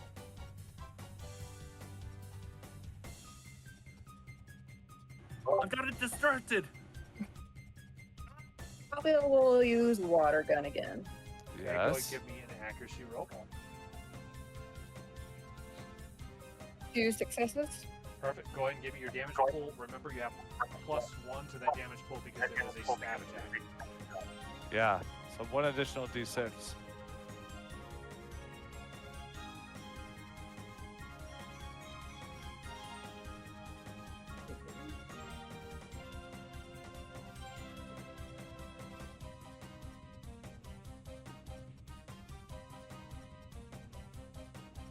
Burning cinders. I can't believe I did that to myself. 2 successes. 2 successes. It will take 1 damage, putting it in the yellow. Nice. That will bring us to Munchlax. Okay, so I reach for my bag and pull out a Pokeball and like click it so it grows into my palm. And I'm going to throw it, but like because I'm not very athletic, my throw is going to bounce off of Bernie's head and then try to catch the Flabébé. Perfect. You have 6 dice to throw. You only need 3 successes. Okay, one more. Come on. 3 successes. Perfect. You can go ahead and mark off a victory in a battle for Munchlax as you capture this Flabébé. Since you're by yourself, you're the only one that gets credit for this fight. Oh, am I not close enough to them? No, Flabébé was over by the tree line. Oh, okay. They're by the river currently. I see. And there is the top portion Thank you. and the bottom. Thank you. Happiness and loyalty will be 1 lower due to having it in the red. Okay. I guess meta-wise, for the Bond Suite that got caught earlier, if you use it before going to a Pokemon Center or healing it, it only has 1 HP. In the same vein, this Flabébé you just caught only has 1 HP currently. Okay. Taking out the Flabébé, that brings us to Timino. I don't want to over damage this thing, so and recognizing Bide because it's a move that C-Dot has. Tynamo is going to back off. We're going to hold off. Okay. That will bring us to the end of the round. Anybody acting twice? Anybody throwing out a Pokeball? Or, sorry, no. go ahead. No, I'm good. I was just going to double back to the party. Okay, yeah, you can say you move over that way with your Munchlax if you'd like to be in on the tail end of this battle. I'll pull out Cyndaquil instead, though. Okay. That will bring us to the top of the round. Are you throwing a Pokeball this time? Do it. It's currently in the yellow. I will try and throw a Pokeball. Perfect. Nice. You have 5 dice. You need 3 successes. Come on. Pretty high odds, but you can get it. 40% chance. 40% chance. That was 1 success. Damn. Ah. Okay. The Cricketot, having taken damage from the Poplio, is going to attempt its bite on the Poplio, or in this case at least initiating the bite. which fails. That will bring us to Munchlax, or Cyndaquil. Having a pretty high insight, when I roll up, I'll notice that the Krikata is not doing so well. And I will sort of, I'm not going to attack, but I'll say, Cinders, go in the back to make them feel a little nervous. And I'll just like apply pressure. Perfect. I'm not going to have you change what you're doing, but there is a Timino in the nearby river if anybody is interested as well. We can all go after that one. Following Cyndaquil will bring us to Eliot's Timino. I don't want to damage this one, this Krikata, any further. So I will go over and initiate the battle with the Timino. Try to tide it over.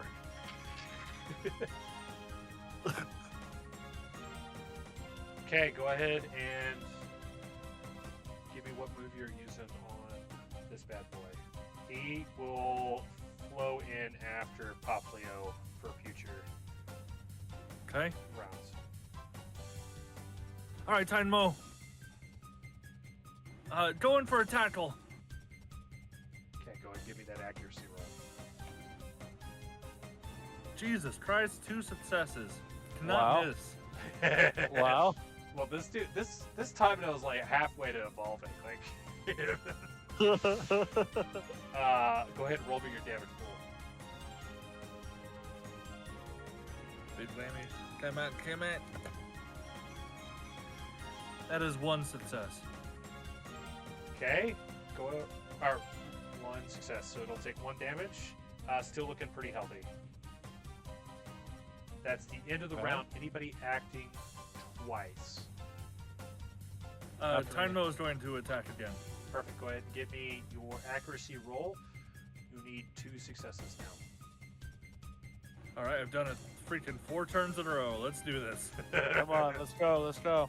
Nah, that's 1 success. Okay, that will bring us to the top of the round with the Krikatots. Still kind of focusing on the one that hit it last. It's going to attempt to divide on the Poplio.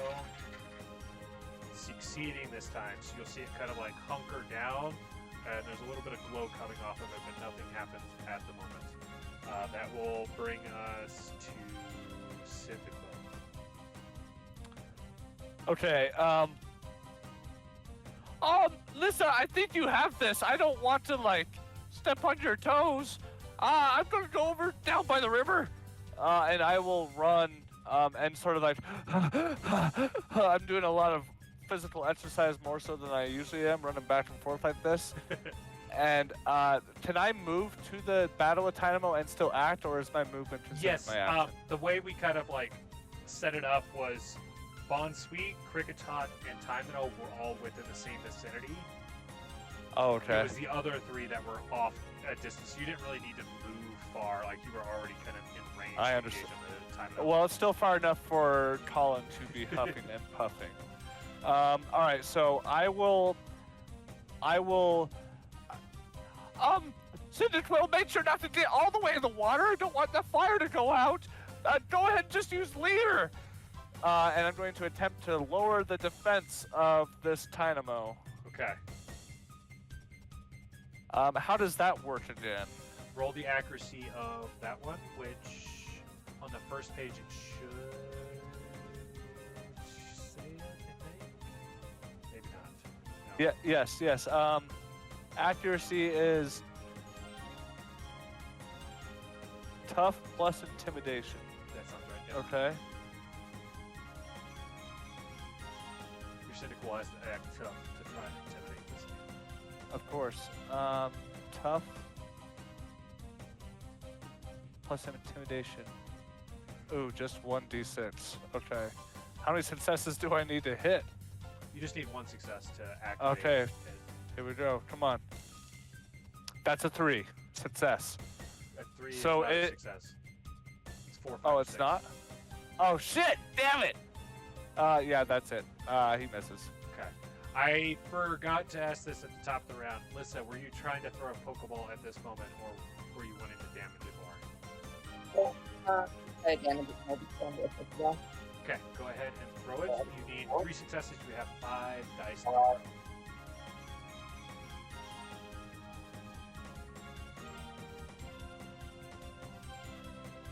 No successes. Okay, so that one was a crit fail. Oh shit! This one, when you throw the Pokeball, the Kricketot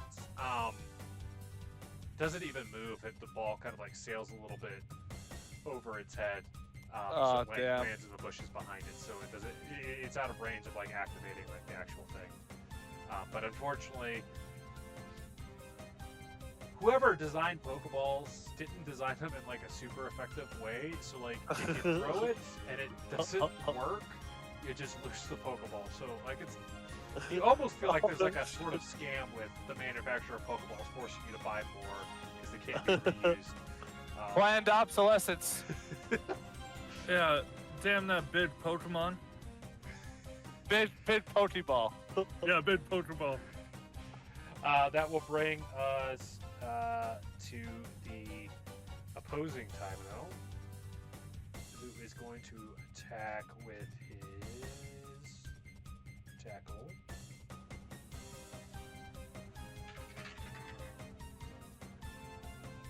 Which it will hit. Is Tymino trying to dodge? 1 success. No.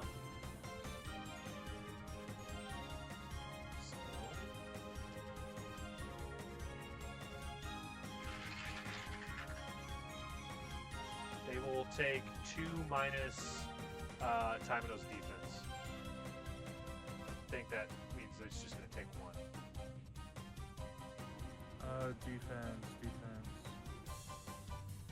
Defense would be your vitality scoring. I have 2 defense, 1 special def. Yep. So So I since take it 1? would normally lower it to 0, it'll just take 1. Which will bring us All to right. Elliot's time now. Okay, you gotta end this fast. You're tired from today.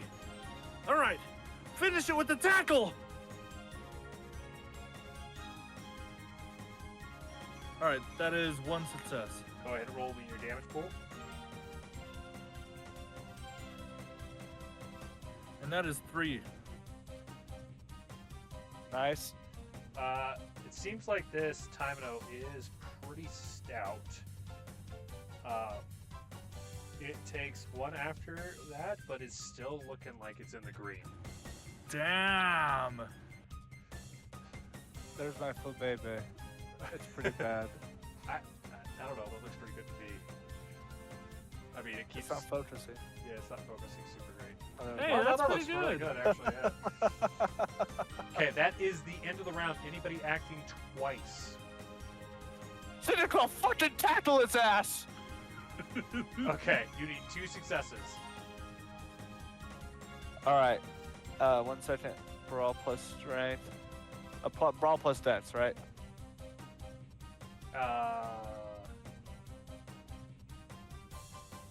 3 successes. Yes.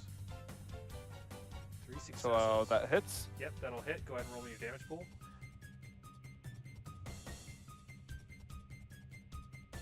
This one's strong, Colin. 2 successes only. Perfect.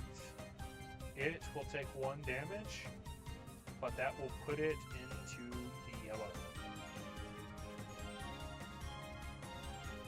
Oh, you're muted.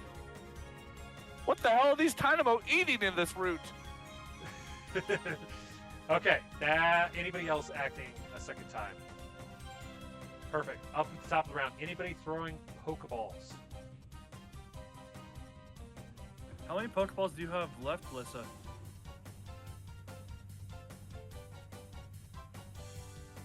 Six. Yeah, I have 5 left. I've failed a lot of times throwing Pokeballs.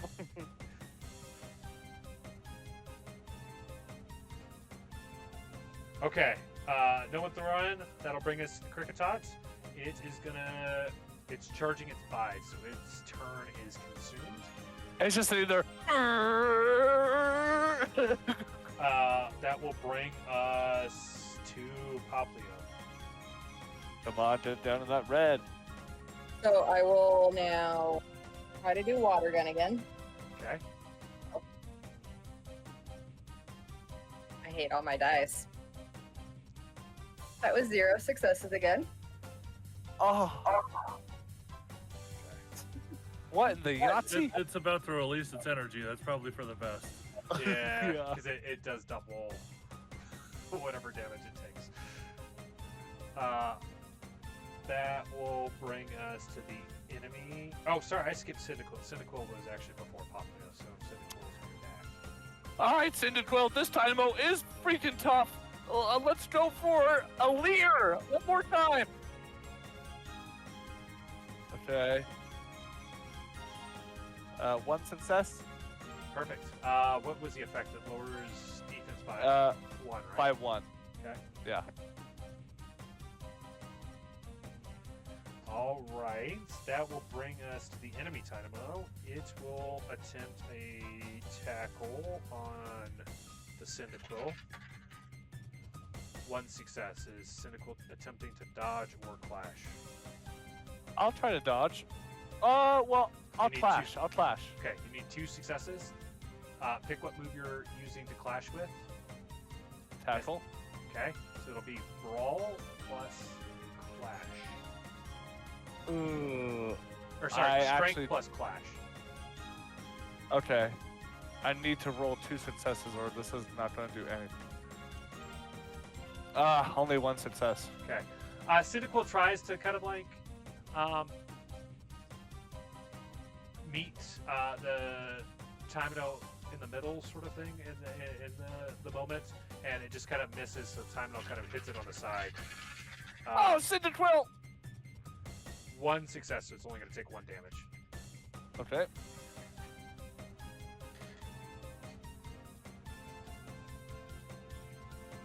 That will bring us to Eliot's Timino. Okay, you got a Leer off. It's our chance. Tackle.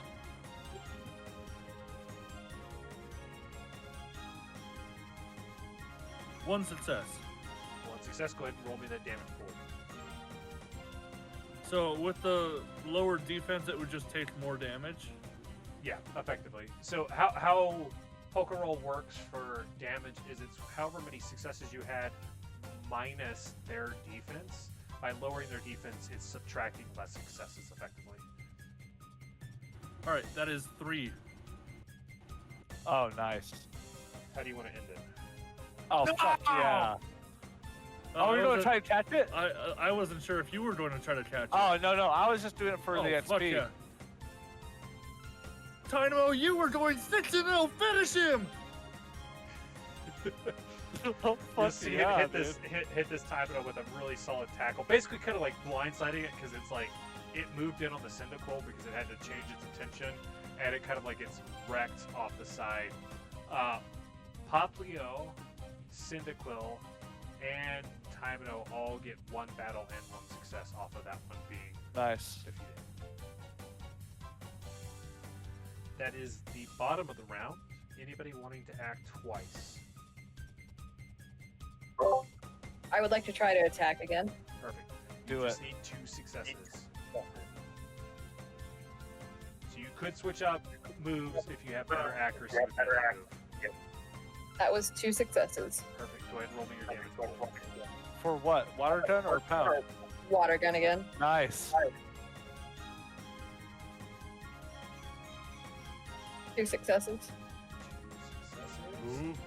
Which I think lucked out. That it was only 2. It will take 1 damage and is in the red.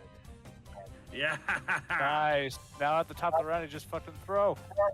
Anybody throwing a Pokerole? I'll throw one. It's in the red, so you have 6 to make 6. 3. 6 to make 3. Come on. 50-50.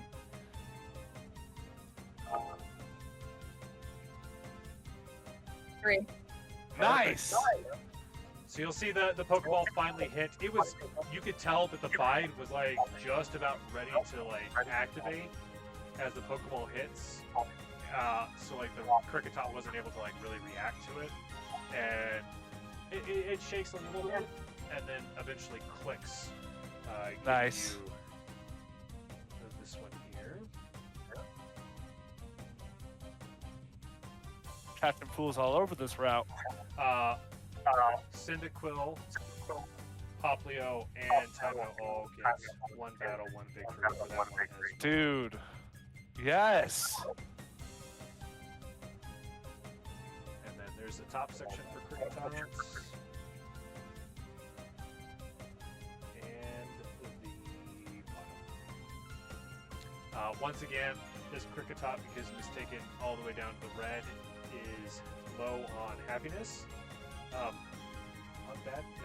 It ends the encounters that you guys sort of have located thus far on the route. Before we move on, we'll take a quick 5-10 minute break and then kind of go from there. Dude. Okay. So I'm bad. with training,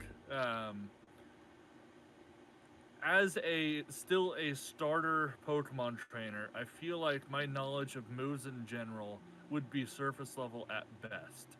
So like, I would like to train Tynmo more like moves, like especially maybe something with stab, but I don't know if I'd really know that kind of information. So are there like move tutors available?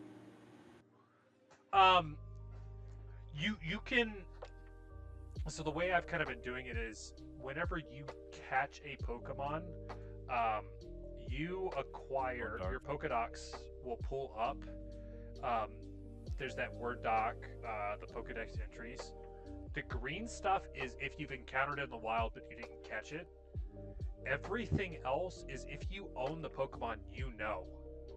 So like, for instance, you would be privy to knowing that as a starter rank, your Tymino can only know Tackle.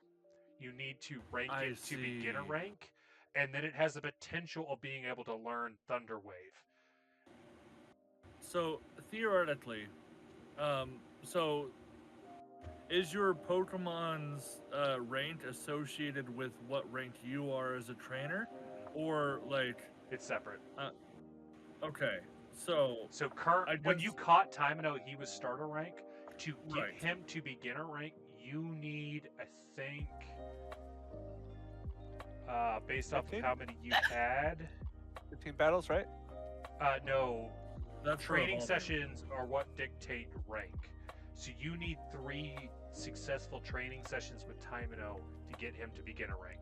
Now, the one caveat with training is you can only do 1 training session per day. Per poke. Or no, oh, wait, not per poke or I'm gonna per do day? Per Pokemon, because that seems like really rough. If it becomes like where you guys are like instantly getting stuff up to like pro rank, then we'll circle back. But so for instance, your C-Dot is 1 training session away from going up to beginner rank, but you've already done 1 today, so you can't do another training session with C-Dot. But you haven't done one with Tymino, so if you wanted to do one with him, you could do it.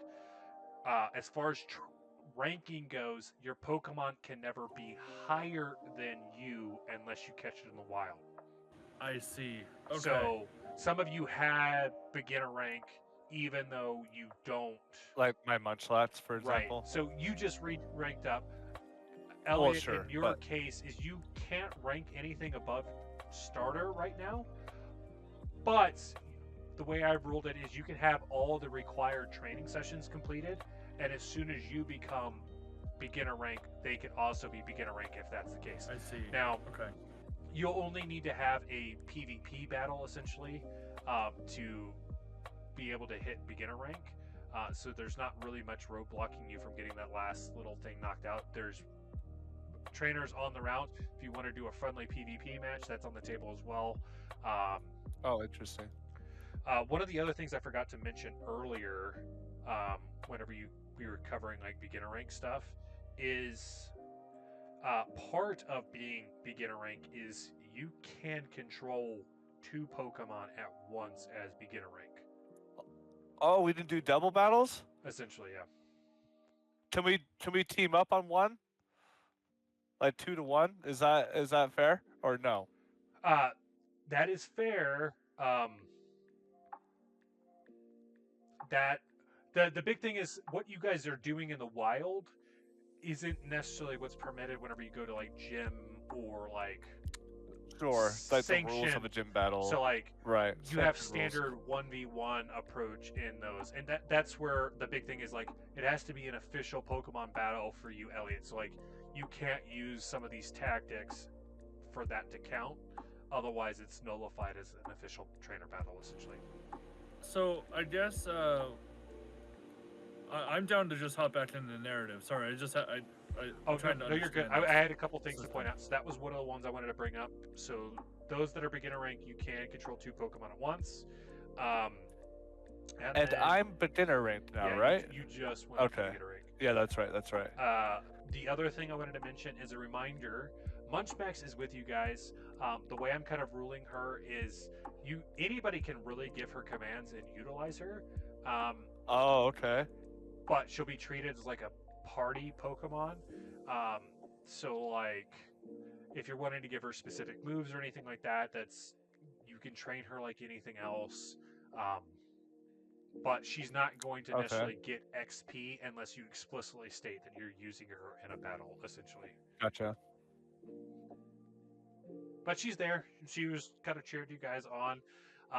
She had like some as you guys are wandering back and forth between all these different Pokemon, she's like found a couple berry bushes, and like there was a couple fish from the river. So like towards the end of the battle, as like it was starting to drag out, you see her kind of like just munching down on her pile of snacks, as you guys are rounded up. But it's still, we'll say at this point, we're probably like 3 or 4 in the afternoon as you guys are wrapping up this last little bout of like battles. But the floor is your guys' again. I'm going to apply a potion to Dynamo. Okay. And I'm also going to give Dynamo an Oranberry to hold. Perfect. I think, isn't he already holding one from the previous? I guess technically he should have. It was consumed in the last battle. Oh, okay. From what I remember. Okay, if that happened, I wasn't tracking it, but feel free. I was. Quick question: where should we be tracking the training stuff for ranks? Is that on our sheets, or should we just be marking that independently? I don't know if it's on your sheets. I track it at the end of sessions, so I can tell you how many you have. For you specifically, you haven't had a successful training session. Any, right? Yeah. So all of your Pokemon need you can't train your Munchlax because it is a rank higher than you. Higher than me, yeah. Your Cyndaquil needs 3, but you'll have to wait till the next day. And then your brand new Pokemon all need. Your Trico Trico fainted. Your Flababy. And that was it, right? Just Flababy? Yeah. Your Flababy is a starter rank, so it also needs 3 training sessions as well. Okay. Well, we still have quite a bit of daylight left. Are you guys all open to sort of maybe having some lunch and then afterwards doing some training before the day's out?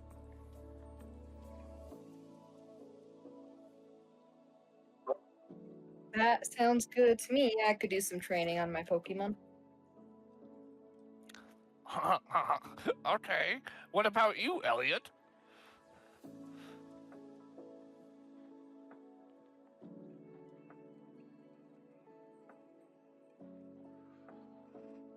Oh. You're muted?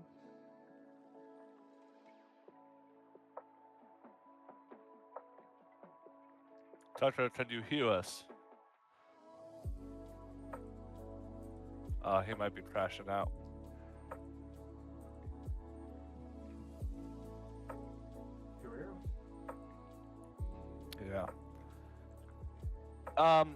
As far as food goes, was it? Are you back? Oh, go for it. No, go ahead. I was asking you if you were down for some training after maybe some lunch. I guess it's a late lunch. I think Dynamo. I think I need to have him face an actual trainer. Oh, and you just see me strike a pose, and like you see my bottom button that's tucked into my pants is so close to bursting. I really could afford getting a shirt size larger. He's so strong. I can feel it. He's a good one, and I want to test him against someone else. Okay, well, I'll ask you this: would you rather fight my Cinders, who has 1 HP missing out of his total, or would you rather take on, as I strike another davishly pose, my Bernie? Well, I want to fight another trainer. Oh, right. And you see like Colin lose all the wind in his sails. Honestly, right now, I have confidence in my team, but you've got me in the type matchups and the types that you don't have a matchup on. You've just got me outclassed. That Munchlax is terrifying. I mean, it just eats Dynamo, doesn't it? Well, if we're going to be honest, it only knows tackle. My Cinders, at least. Oh, I was talking about Bernie. Oh yes, Bernie is another. I would probably wipe the floor with you if I used Bernie.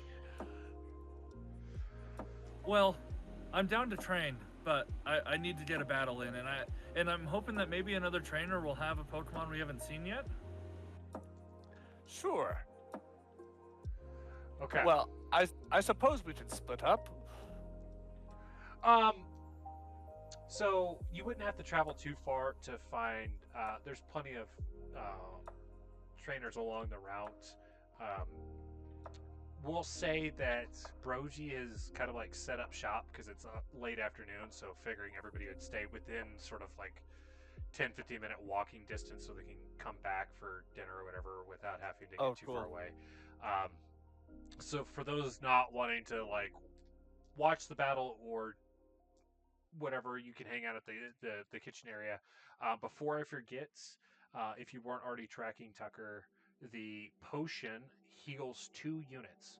So if you only healed 1 HP, you still have some in it. Otherwise, it consumed it and it's done.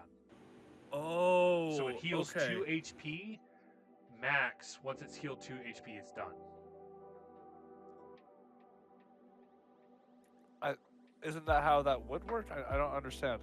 So unlike like other Pokemon in the games, sense of like in the sense of like regular Pokemon games or even D&D, you don't need to drink the full potion if you don't need it. Oh. So, and that goes with all potions. There's Oh. higher level potions like might heal 20, but if you only need 2, you still have 18 in the container. Oh, I see. So I don't know how much you needed to heal Timino, but if you only needed to heal at 1, you still have some in the potion. That's good to know because I was at 4 out of 5. Perfect. Yes, you still have 1 in there. For trainers, as you start walking down the route here, you come across. Alyssa, did you want to do trainer stuff? Yeah. By chance? Or did you? Oh wait, you said you wanted to train. Never mind. All right, keep going. So we'll do this trainer battle with Colin real quick, and then we'll kind of circle back for some training if anybody wants to do, and then maybe get into like dinner RP to finish off the evening. We're closing it on 10 o'clock, so I know. How long certain things go. As you make your way down the route, Elliot, you come across a bug catcher who's got a Cricketot. So it would be, he's only got one in his arsenal, but he's more than happy to battle you with his Cricketot. You should put Pokeballs up for winnings. We'll go over that if it applies, but it's like regular Pokemon games, so you will get some Zenny if you pull off a win. Well, I will make it fair. 1v1. Perfect. That's how the official rules go. And while I've been on this route for quite a while, I think this will be exactly what I need to go up to amateur rank. Oh shit, he has a beginner ranked Cricketot. It's going to use Bide all over the place. Okay, it's... let's see, which one am I using here? It's... I'm gonna flash. I'm not gonna send it out, but just to intimidate this motherfucker, I'm just going to casually let loose my gigantic Starly? Your chunky boy Starly. Oh, are you going for super effective? That's a flying type, right? Tynmo, here. Go ahead. Starly, you can just watch from the distance. Well, my initiative's 2. What do you got? Well, just one, but that's because I'm letting you go first. Okay, well, all right, Cricketot, let's start off with a bye. And as the Cricketot looks to charge it up, the flash of the Starly was enough to kind of like throw it off of its confidence there. Oh, and no it's shit. not able to pull off the bide. Oh, fuck. Swinging it over Oh, to shit. Tymino. I have experience fighting Cricketot. I'll ignore it if you use that move. Dynamo, use tackle! Wow, what a world. One success.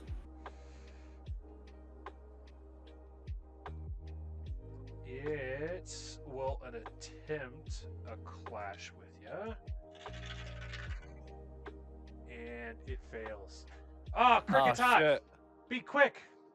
Ah. Go ahead and roll your damage pool. Alright, give me a critical hit! Well, that's 3 successes. You can see that this lands pretty solid on it. The Cricketot's looking a little shaky. Are you wanting to act a second time in this round? No. Ooh. Okay, back at the top. Okay. The Cricketot is going to attempt a bite again. Failing. Bringing it over to our Tymino. Fucking Cricketot. Alright, Dynamo, keep messing up his psyche! Cool. 2 successes. Nice. Perfect. Go ahead and give me your damage pool. 2 successes.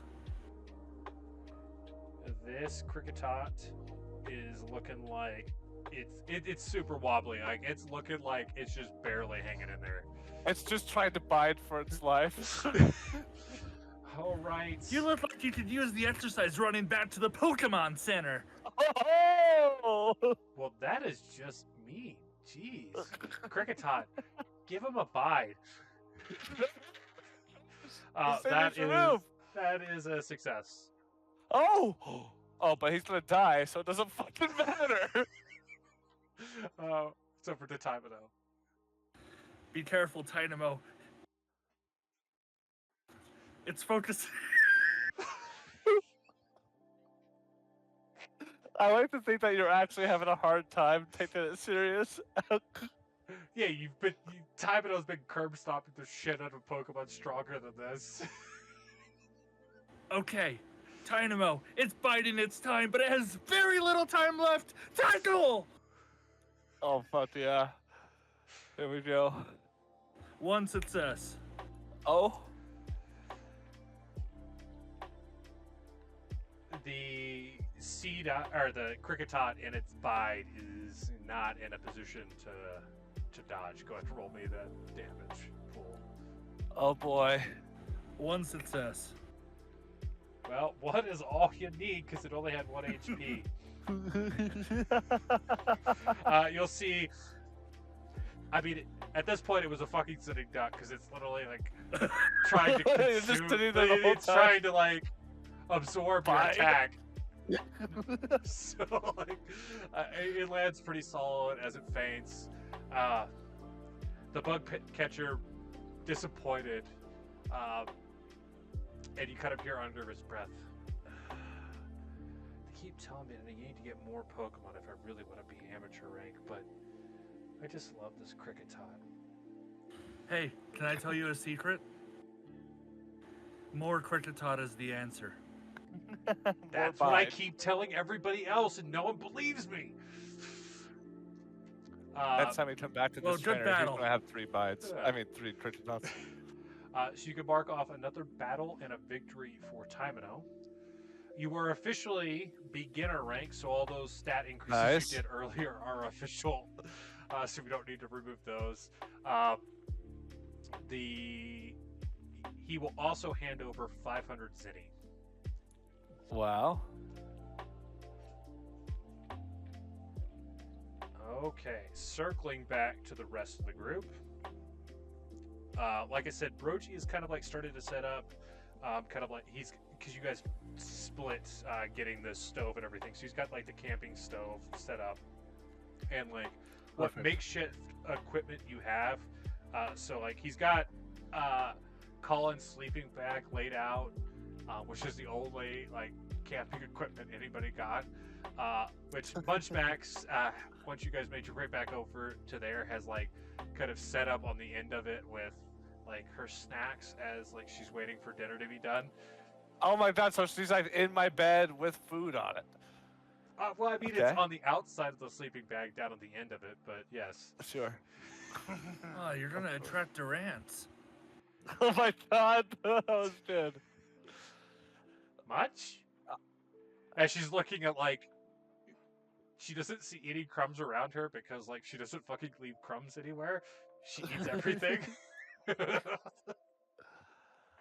I'll just like throw some like daggers at Munchmax just a little bit, but like try to get in the right headspace because I have to prove something to myself that I can actually train the Pokemon I catch. And my intent is to train both Flabebe and Cinders.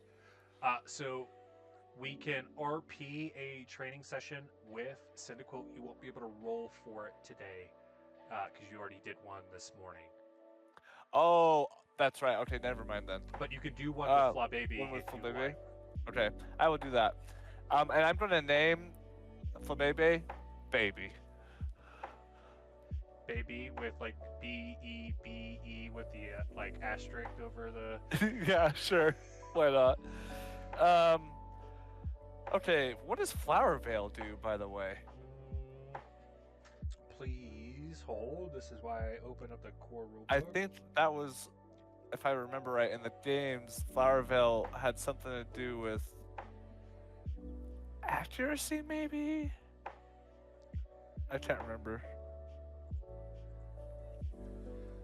The Pokemon makes flowers grow in gardens and near other Pokemon to protect them from harm.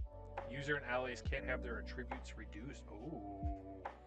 Oh. User and allies can't Okay. have any status condition inflicted on... Oh my god! Yeah, Flower Veil. Yes. Previously inflicted attribute reductions or ailments remain. So, once Flababy's out, none of the group can have status effects or reductions Yeah. in stats. Yeah, Flabebe and Florges in the games are very strong utility Pokemon. I had a Rimbombi in my Sun playthrough, and I also had Flower Veil. I'm remembering now. It was like a bug fairy, super fucking. Well, awesome fairy types poke. in general are stupid strong. Yeah, yeah. It's like, oh, dragon types have been broken for years. Let's fix it by adding an equally broken ass fucking type. Right. And then they're going to need to release a new thing that trumps fairy, and then it's just going to be a thing that, So real quick, is Vine Whip supposed to be a special attack? Or is it...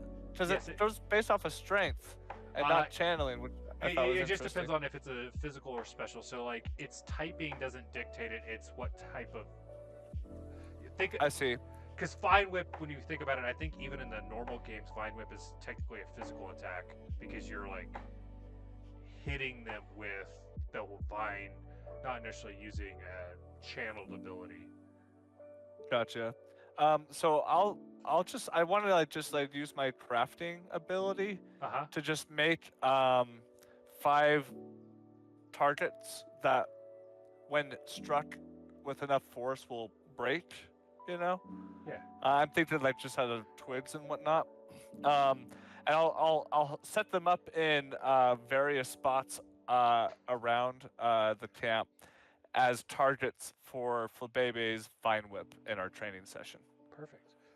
Okay, go ahead and give me your crafting plus your lore to determine how well the training session goes. Okay. I get 3 dice for this. Here we go. Come on. Oh, 3 successes. Perfect. 2 4s and a 6. This is one of the things that Colin's actually like really, really good at, is like kind of like crafting artsy bullshit in his basement. So like maximizing that is like proving really successful. So like the target's proved to actually be a little bit sturdier than like necessarily what he intended. So like the Flybaby isn't necessarily knocking them over, but what that means is it gives the Flybaby time to practice the move more without having to have it reset essentially. Okay, cool. So like, yeah, it proves really well for her getting to like, or the Flybaby practicing the moves. Go ahead and mark a successful training session for Flybaby. Nice. You need 2 more to get this bad boy up to beginner rank, but it's well on your way. Cool. Lissa, you had mentioned something about wanting to do training as well, right? Yes. I would like to train Poplio. Okay. Go ahead and describe what... I'm not sure how to go about doing that. Kind of like what Colin just did is you're gonna just whatever area you're looking to improve, and then kind of describe how you're working towards it, and then based off of that, I'll ask for a roll based off of what skills you're kind of utilizing to make it happen. Lissa, if you want to borrow my targets, you can totally do that. If I could, that would be very helpful, because I would like to try to work on her water gun. Of course. Feel free to move them in whatever pattern you'd like. I'm just gonna leave them in the pattern. Perfect. As you're working with the Poplio, kind of how are you approaching it as a trainer?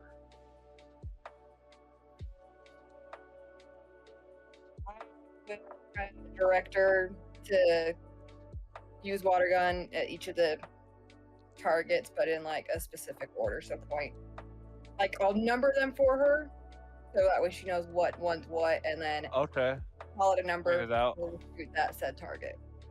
Okay, go ahead and give me your lore plus your insights for this roll.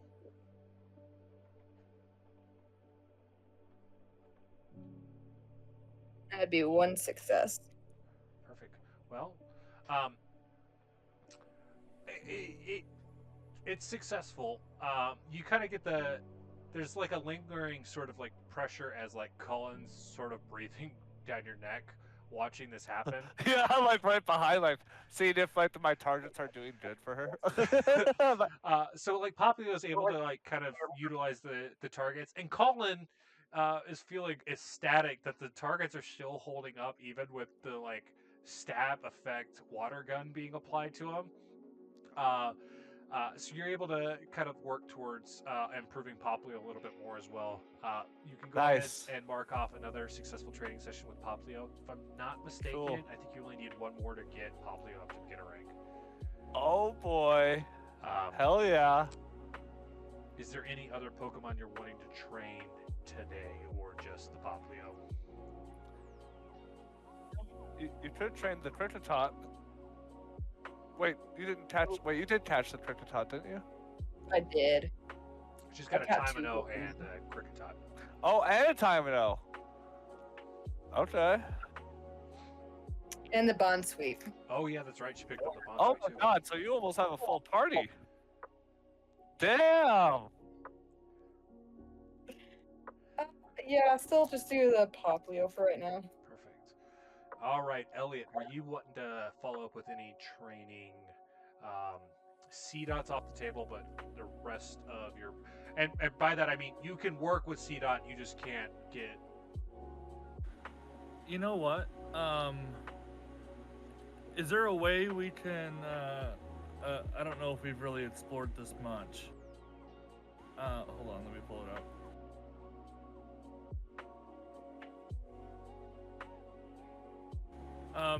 Based off of how much ass Tynamo has kicked today, I want to let loose all of the Pokemon I have, like my Starly and Seedot, like as well as Tynamo.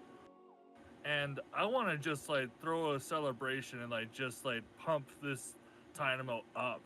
I want to. My goal is to like raise some happiness or loyalty. Okay. Yeah, we haven't dived into this. At a minimum, meta-wise, what I've ruled is 2 successful training sessions will increase a Pokemon's happiness and loyalty, at least for the first one. And then it's incremental. That's what we talked about at the beginning of the session. Right. But if you're wanting to RP, that's what I'm arguing. Like, because I'm down to RP it out. The only reason why I argue it is that Tynamo has participated and was victorious in like 6 battles today. But if you're RPing it out in a situation like this, I would say it's valid. What I want from this is roll D6s based off of how many Pokemon you're bringing out to kind of like hype them up. Okay, I've got 3. And Well, that'll be 3 including Tynamo. So 2? Is that all you had? I thought you got a I only have Starly, 3. a Timino, a C-Dot. C-Dot. Did you catch? Nothing else. Oh, that's it? Okay. Yeah, so roll the 2 from the Pokemon you're bringing out. That'll be your dice pool for how successful this is. That is a 5 and a 5.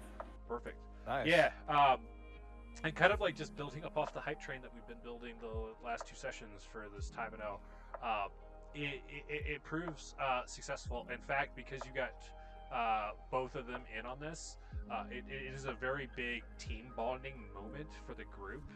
So all 3 get an increase. No in way! happiness and loyalty. No way! Yeah, like I like toss Tynamo up in the air and then it doesn't land on the ground because it levitates. But and then like I just grab C-Dot, put it on my shoulder, and I hold Starly in like the pit of my arm, and I'm like just kind of running in circles and dancing with Tynamo. Oh, that's cute. Oh, I love that. All right, Munch, get in here. I tried to lift up Munch Mats, and I'm like, then I just keep dancing. Munch! Dance around. Munch! Uppies. And she's even trying to jump a little bit, and it's kind of like. Not on my sleeping bed!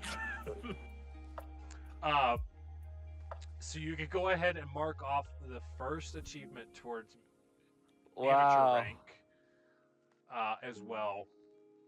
But Cool, yeah, let's it's everybody else kind of in the group also kind of like gets the vibe of like the overall success that you guys have kind of had over the last day. Like you think about it, is most of you went from having 1 or 2 Pokemon to almost having a full party in a single day with how successful the travel's been so far. For sure. Brogy will kind of bring over. He didn't get too exotic today because you guys haven't necessarily picked up more cooking ingredients. So it's some more rice balls, but like he's added a little bit of like the flakiness of like the fish onto the top for like a crumble with some soy sauce to like give it a little bit of texture. Nice. Okay. But that is what we've got for the evening. Is there anything else you guys are wanting to do tonight? Remind me, what am I increasing for happiness and loyalty? There's boxes that are happiness and loyalty, like in the middle of right, and Pokemon. then just increase those each by one. Yeah, one bubble. Or okay, all right. Just want to make sure.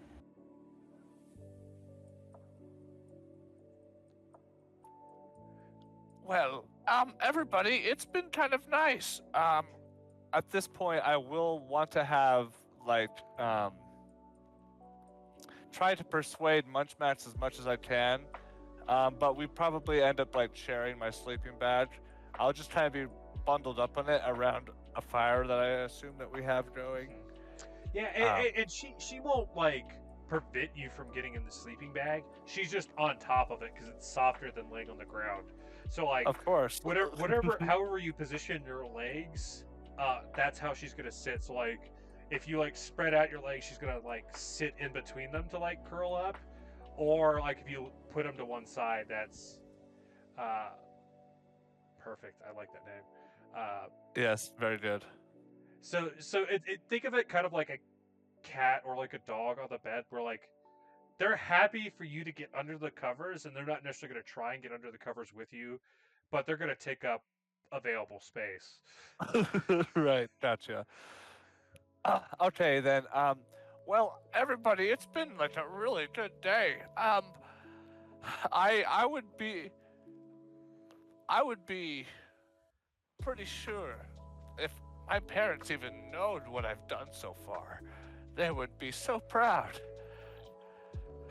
So, I'm hoping that my Pokemon will be enough to take on the first gym leader. I'm feeling a little nervous that I don't have any super effectiveness, but I feel like I have a strong party put together. You have the rarest Pokemon on this route. That's got to be something. Yes, and that's why I feel a little bit confident about myself. No offense to Cinders. Not you, and I kind of push her out of frame.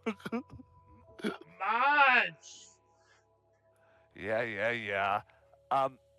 It's at this point I will call out Cinders and Bernie and have them just be chilling in camp so they can free roam. But you'll see Munchmax pat on the sleeping bag. Munch to your other Pokemon. Like this is mine. No, to like have them come curl up on the sleeping bag with her as well. Well, if that's the case, I will prepare myself and get as much like of my spot like determined before anyone else shows up to the party.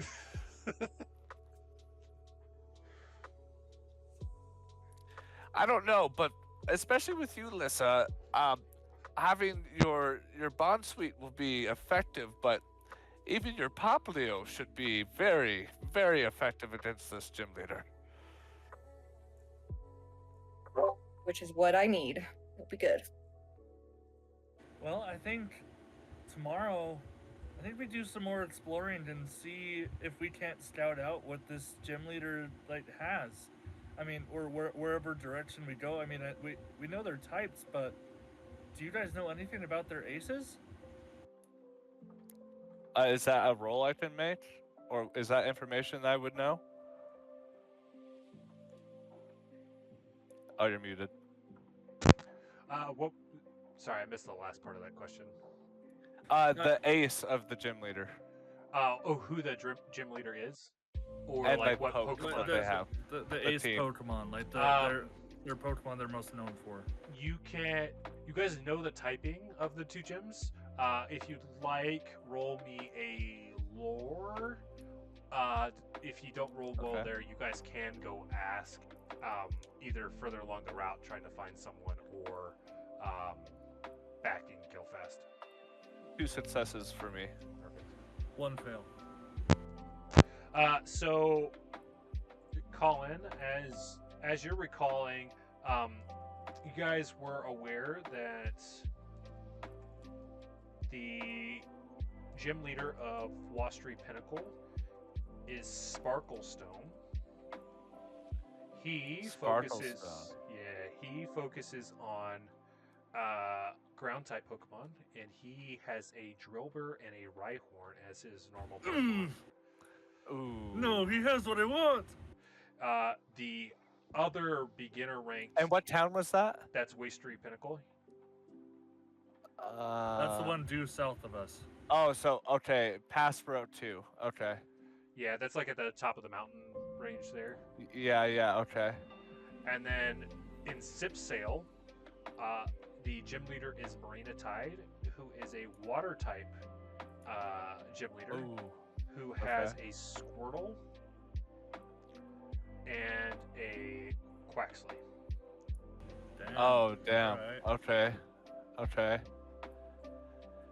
Yeah, I think it would behoove us to go to Wasatry. How do you say it? Wasatry.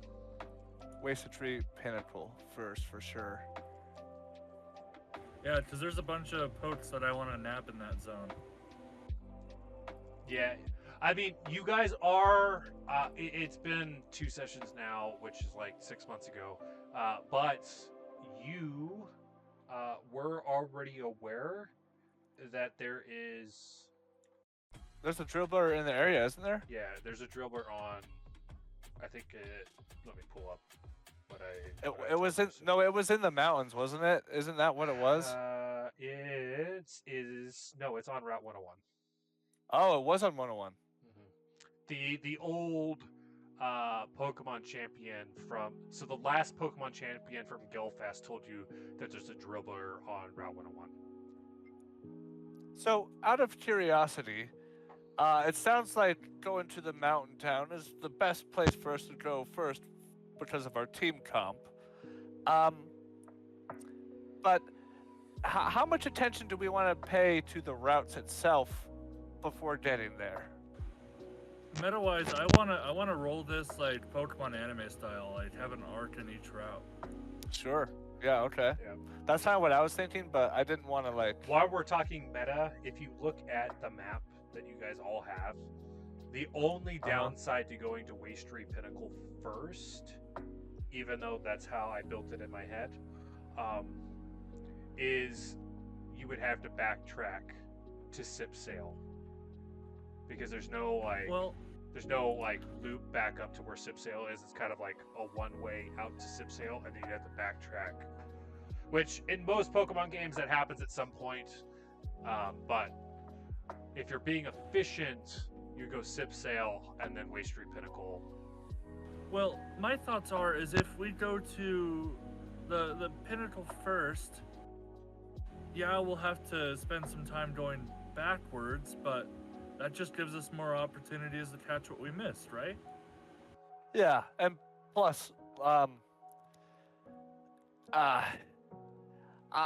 don't know. I've been getting kind of worked up about I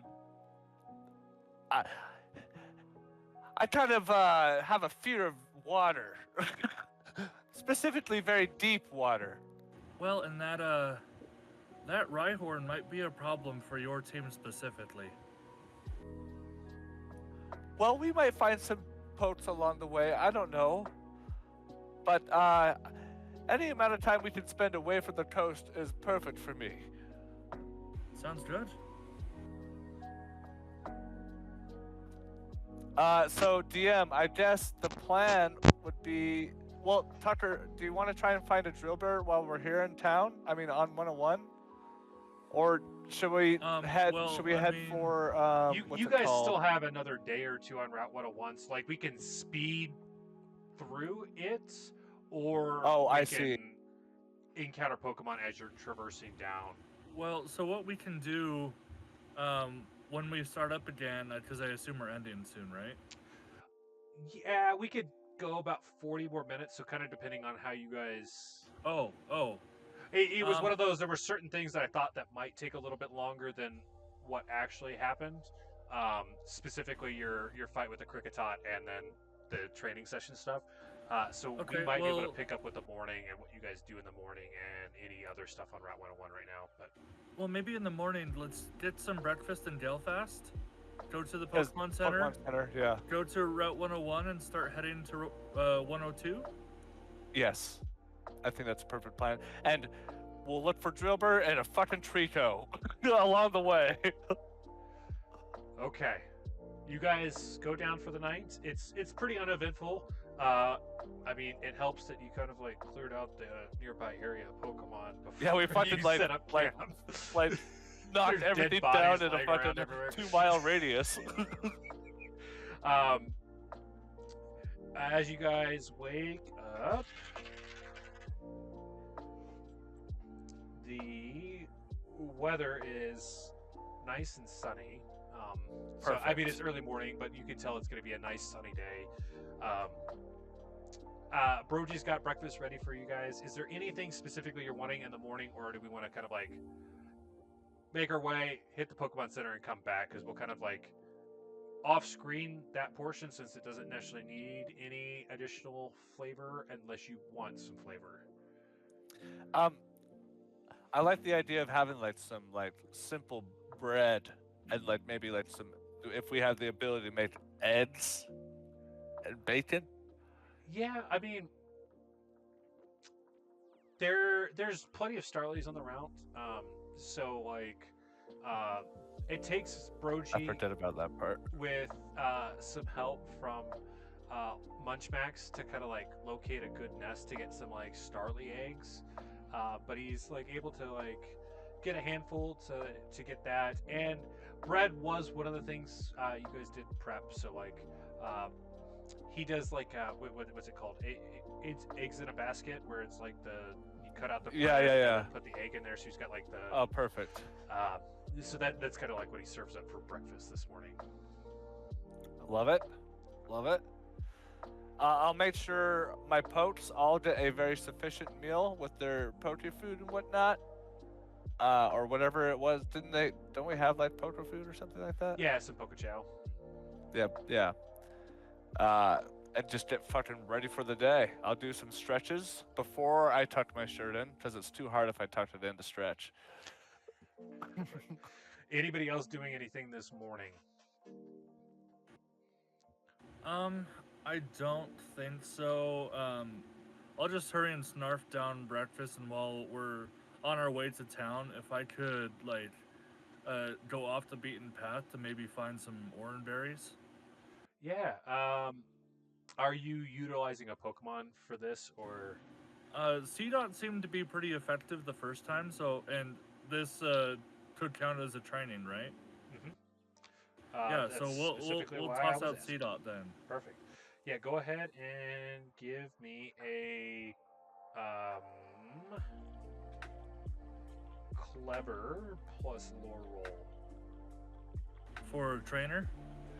Give me the clever from your CDOT plus your lore. Oh, was it split up like that when I trained my Flabébé? No. Okay. It's case by case on how you're describing what you're Oh, doing. I see. So that would give me 2 die. Come on. 1 success. Perfect. Nice. This is successful, and if I'm not mistaken, that was the last success you needed. So your That was the CDOT last? is now Yes. beginner rank. And beginner rank, the same stuff applies to your CDOT that I gave you earlier. So that's 2, 2, and 4 you get to add to your CDOT. But no higher than rank 2 ranks, right? In the skills. The other ones, In the skills. the base skills, so like Insight, Dex, those ones are capped based off of the Pokemon itself. So in CDOT's case, not that one, my other notes.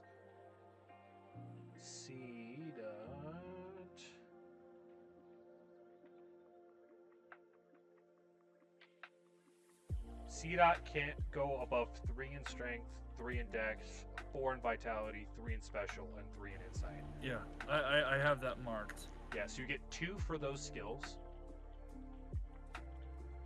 2 for your rainbow skills, which are like your clever, cool, those ones. And then you have 4 in the other skills. Those ones are max at 2 currently. But you're able to track down some oranberries. Give me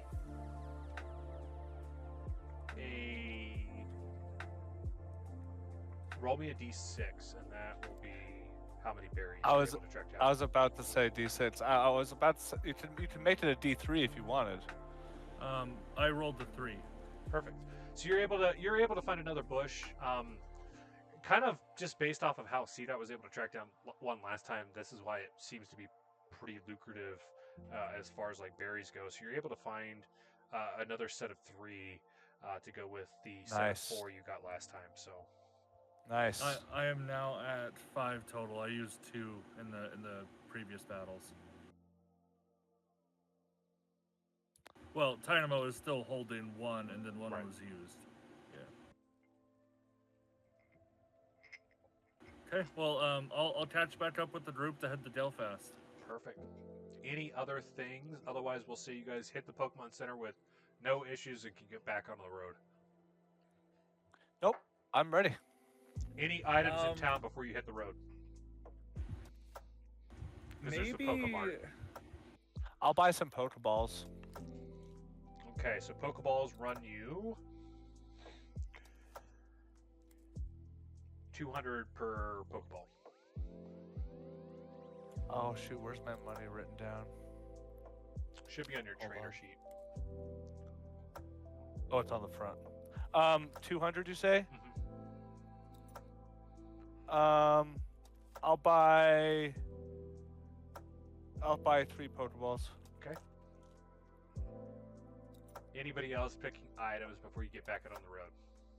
Not necessarily. I would like to ask Nurse Jenny or whatever the Joy. Nurse Joy, that's right. Or whoever the equivalent is. If there's any interesting people that we could find along the routes of 102 and 103. Well, and this is Nurse Wendy. Nurse Wendy. She's an older lady. Gelfast, while it has the candy factory and the hydro plants that the professor runs out of, is kind of more rural in nature. So like, it's been the same lady at this Poké Center for like the last 30 years, but the routes themselves, it kind of varies throughout the year on who's out there. You have like your standard fare. There's some Pokemon trainers that'll leave and they kind of like struggle to like make their way, so they end up spending more time on each given route than what maybe a more proficient trainer does. So there's your Pokemon bug catchers or whatever that may be out there for a while, but every once in a while there'll be some elite trainers that'll show up to kind of like really test your mettle if you want. They're the type that might have like double or triple the amount of Pokemon that most other trainers have making their way through that route. As far as like insights, they're usually about a tier higher than what you'd expect. So like Route 101, it's mostly starter rank trainers, so they're typically beginner rank or higher. As far as like true experts, you'll sometimes get some like hikers and whatnot that'll be kind of mapping out and have a better idea of what Pokemon are in the region, and you'll see traveling breeders and whatnot, but it really just depends on what you're looking for, typically if you're looking for them. But as far as like specific locations, I can't really narrow that down. It just depends on what you're looking for. No, and that's fine. And maybe just a little bit of advice. I feel guilty training my Pokemon on the wild Pokemon in the area. If we cause a wild Pokemon to faint, like, do we just leave it there, or what do we do? Well, the fainting is sort of like a Pokemon's natural defense mechanism. So, like, unless you continue to attack it and after it faints, it'll recover eventually. It. The rule of thumb is it can walk and move after a little bit of time, and then it's about 24 hours for it to kind of like heal enough to be viable for use again as far as like battling goes. Meta-wise, it's 24 hours to heal 1 HP naturally. Yeah, I want to just give you kudos there, because that was a great explanation. Perfect. No, I think that will be it. Thank you. Oh, no problem. Do keep in mind, as you're leaving Gelfast, it is a few routes before you hit another Pokemon Center. Occasionally, there are some trainers and like other folk that are traveling that have set up like way stations essentially to kind of like help revitalize. They're not quite as efficient as the Pokemon Centers, but usually make do. Do you know where the nearest one is? If I'm not mistaken, there's one at the end of Route 101, kind of the junction of Route 101, Route 1 and Route 2. Or not Perfect. Perfect. I probably should have looked at the map.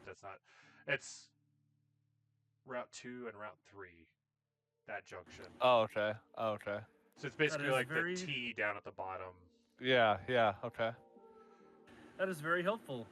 And C-Dot will just kind of like do like the eye squint and like tilt its head like just as a gentle gesture.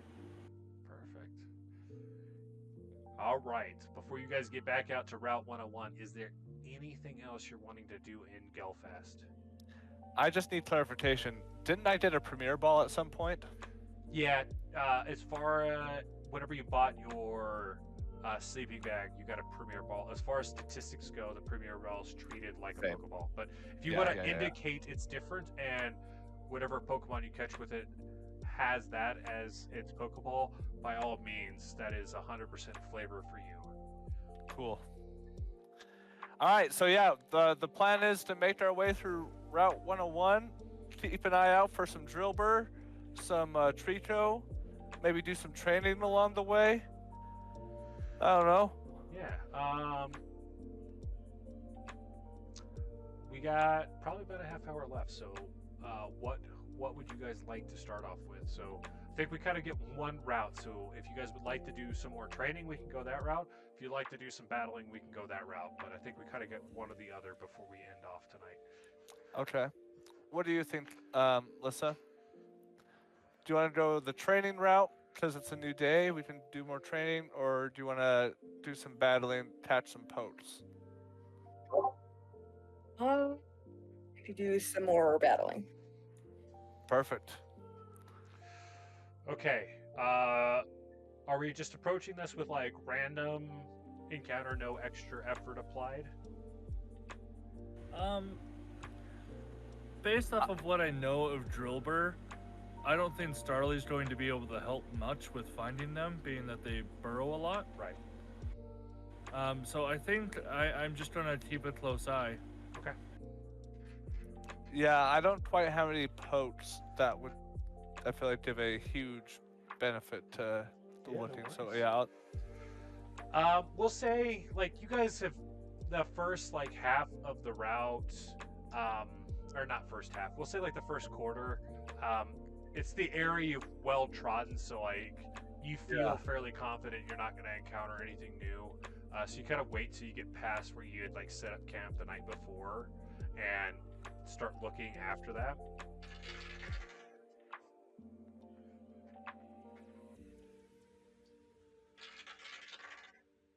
Come across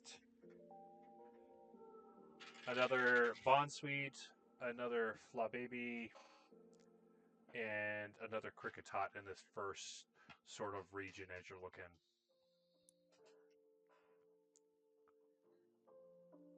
No, I think I've got my goals set. I I'll pass on this one. I feel pretty set as well, unless if you have any interest. Okay. Yeah, so you guys will keep pushing down the routes. So we'll say now you're kind of like at the halfway mark as far as like the route goes. You can feel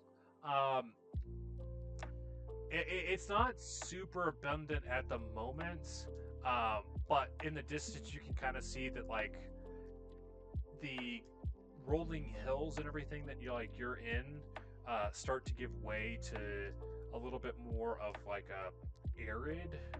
It's not like straight into desert or anything like that, but like you can tell like how lush it is here with the river starts to like taper off as you get further and further down.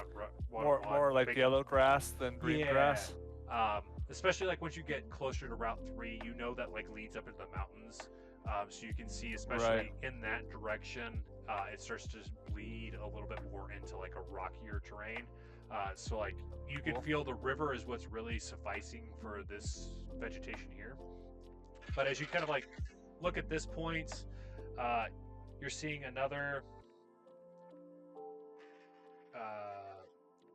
Taimano in the river nearby. There's two Taimanos, and you're seeing a little bit of a burrow popping out of the ground. Oh?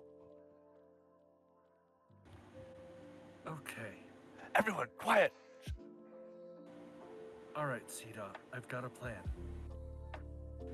Okay, so you're just going to waddle your way over, and I want you to just plop yourself in the hole. Dynamo, you're going to be on watch. The Drillbur, if it's there, is not going to be able to exit through that same exit. And right behind you, you hear me breathing down your neck. Hey, Elliot, do you think you want some help?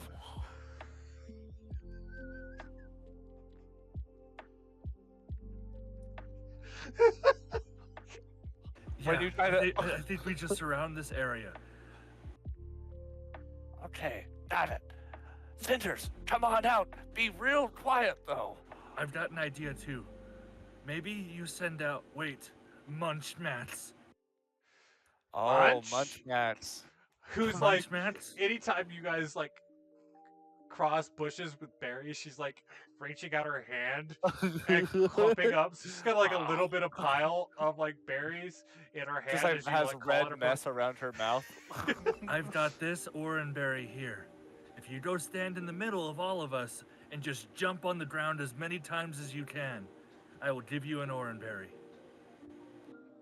Oh, perfect. Yeah, yeah. Puts down the rest of the berries. and she didn't like just drop up. Like she made a point of like finding the bag with all the other food and like putting them in there to like store them. God. So she'll wander over. Lissa, are you partaking in this group approach?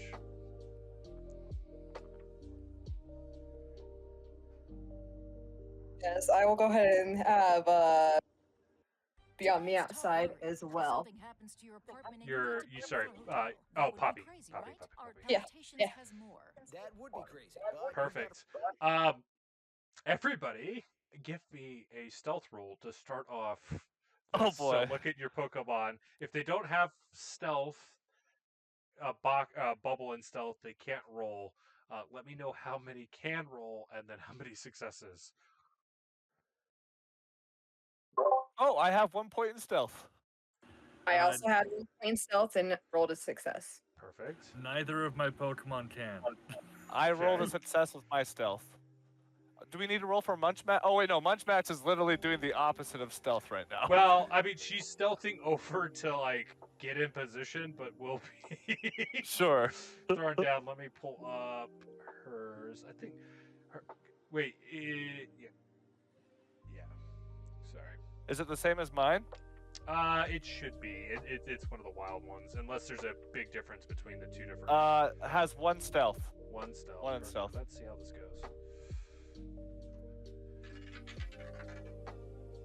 Munchmax is making exactly 0 attempt at being stealthy because she was asked to be loud as fuck. So like she stomps over and you see like a little bit of a line start to go, like it's tunneling. The C dot getting in position did prevent it from kind of popping out that way, and it allowed you guys kind of like have a good idea of like what direction it's going.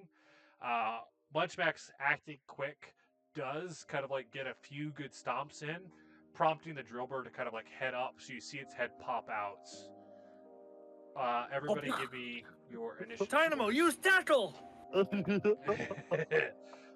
I will let Tymino, because he was in standby, get one off before we get into the rest of the group here. But let me roll some things real quick. That's one success. One success. Okay, go ahead and roll me your damage pool. Okay, Lissa, your water gun will be Holy super shit. effective on this Pokemon. That is so 4 careful. successes. You might kill it if you use that. successes. 4 successes? Dynamo's looking for a raise, dude. That was a very solid hit. It took 2 damage off of that.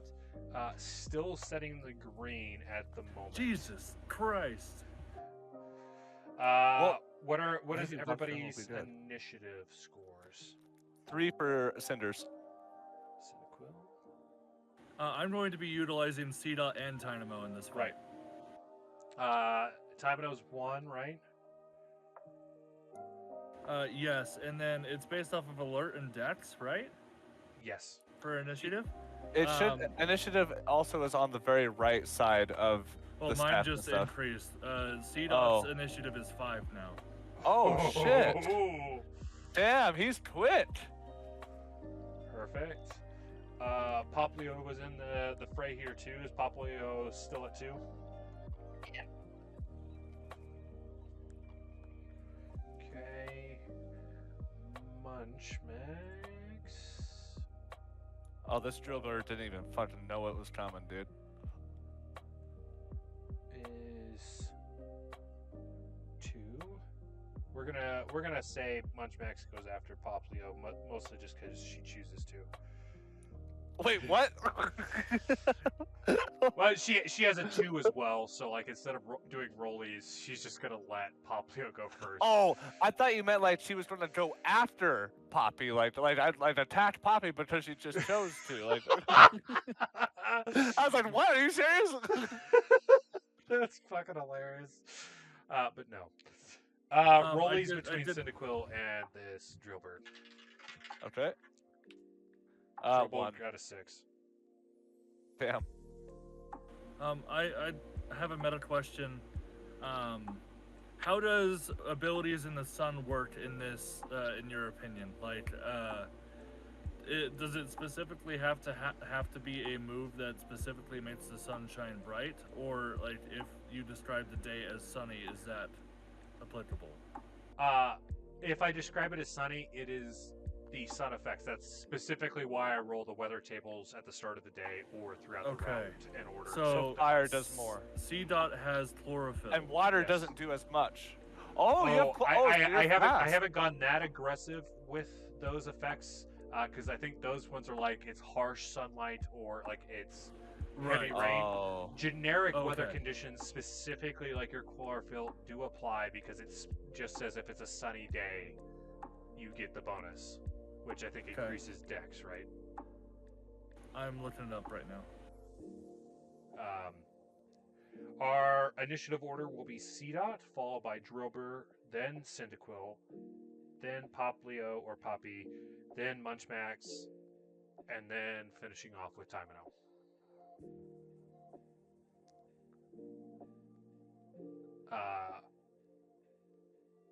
So C-Dot is at the top of initiative order. I'm almost positive chlorophyll just increased your dex. Mine's having a hard time finding it. Hold on. Is it C-H-O-R? CHL.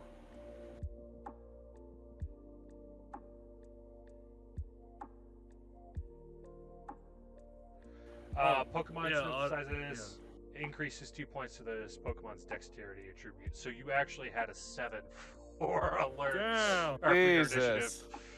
Wow, dude. Just a little All right, C-Dot. Like Rock Lee right now, dude. Yeah, drop the ankle weights. Yeah, you just take off your seat, your cap on top of the head, you know, the little... C-Dot, use Harden. Already, go ahead and give me that accuracy roll. Sorry, I just got that. Hold on 1 second. Vitality plus nature.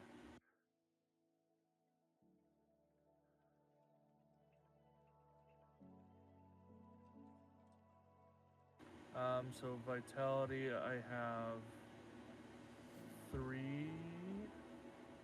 and then nature. Where does it say that? I'm sorry. Nature's one of the skills, the smaller ones. Oh, that's right. Okay. So I just my accuracy is 3. Okay. With 2 success. Perfect. Go ahead and what are apply you those looking at to effects. pull that up? I'm buffing up my defense. Because No, I my mean, only, like, how do you have that PDF pulled up, and what? the It's a core PDF rulebook. is Oh, okay. I think okay, I have so it in the region documents if you need. It's Pokerole core book. You can just okay. Google it. Yeah, It's on it's their a website. free to play tabletop, so that I just Gotcha. pulled it off online. I think it's Alright, too my- big for me to drop it in Discord. Otherwise, I would have. My defense is up 1. Perfect. That will bring us to the Drillbur. Seeing as the Timino went for an attack on it, it is going to attempt to make 1 back on that using its Mud Slap. Dynamo is immune. The Wild Drillbur doesn't know that.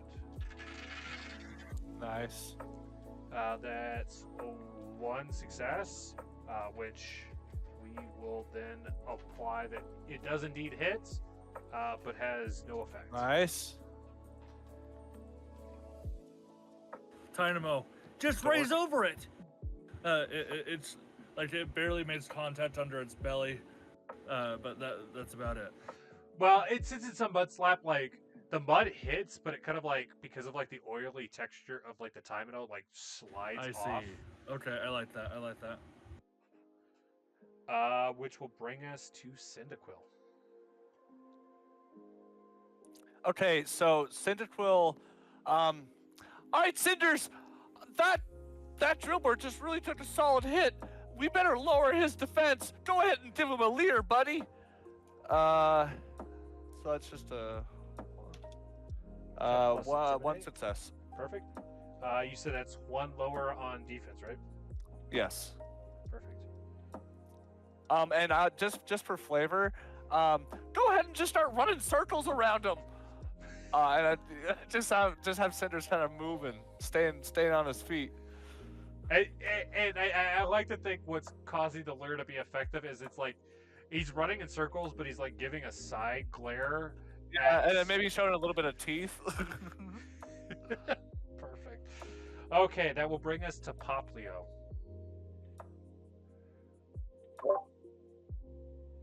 Populo is gonna go ahead and use punch. Pound, rather.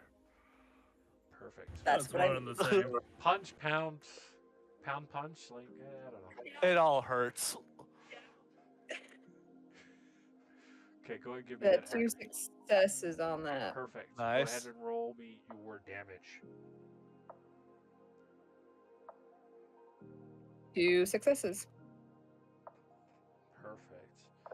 The Drillbur will take another 1 damage, putting it into the yellow. Perfect. That'll bring us to Munch Max. She'll kind of Oh, like fuck. she'll kind of like look. No. Munch.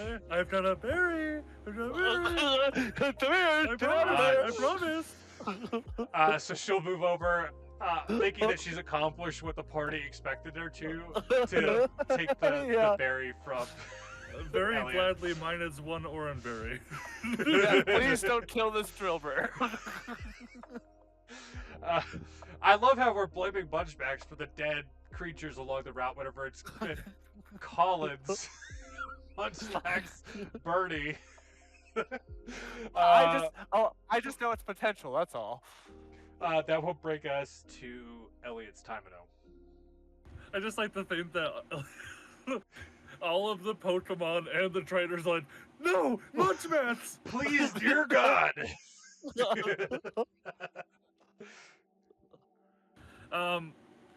Okay, Tynamo, this is top of the... No, this is bottom The of the bottom round. of the round. Okay, Tynamo, tackle! Perfect. Give me your accuracy roll. 2 success. Okay, roll me your damage. That is 1 success. Taking 1 damage, the Drillbur is now in red territory. Hell yeah. Oh, perfect. That is the end of the round. Anybody acting again? Cinders, you used leader.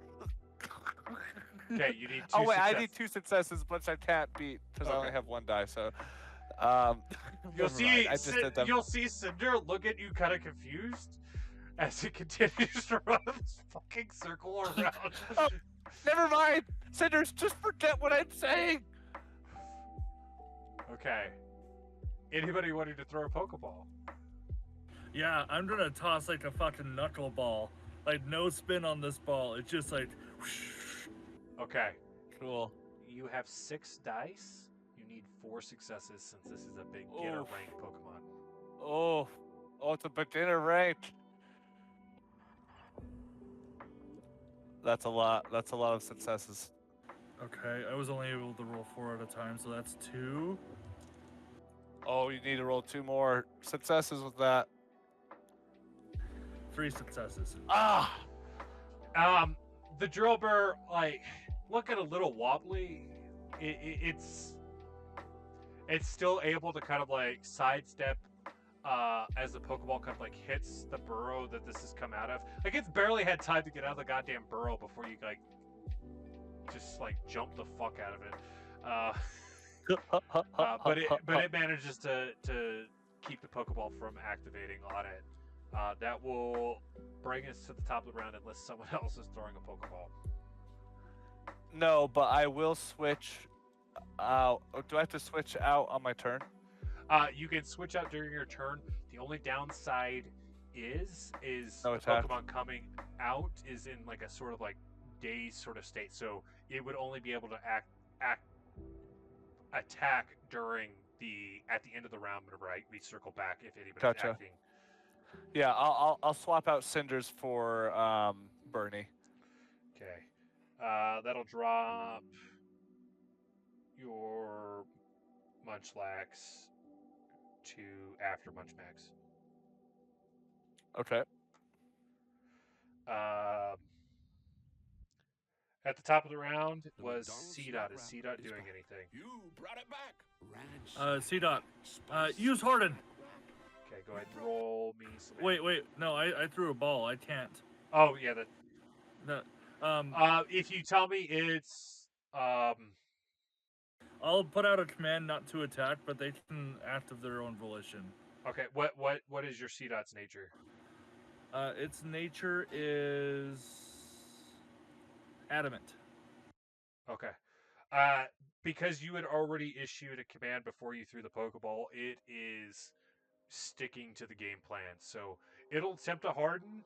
Go ahead and give me an accuracy roll. That is 1 success. Okay, perfect. It will have another boost, and it's assuming it's not past its max.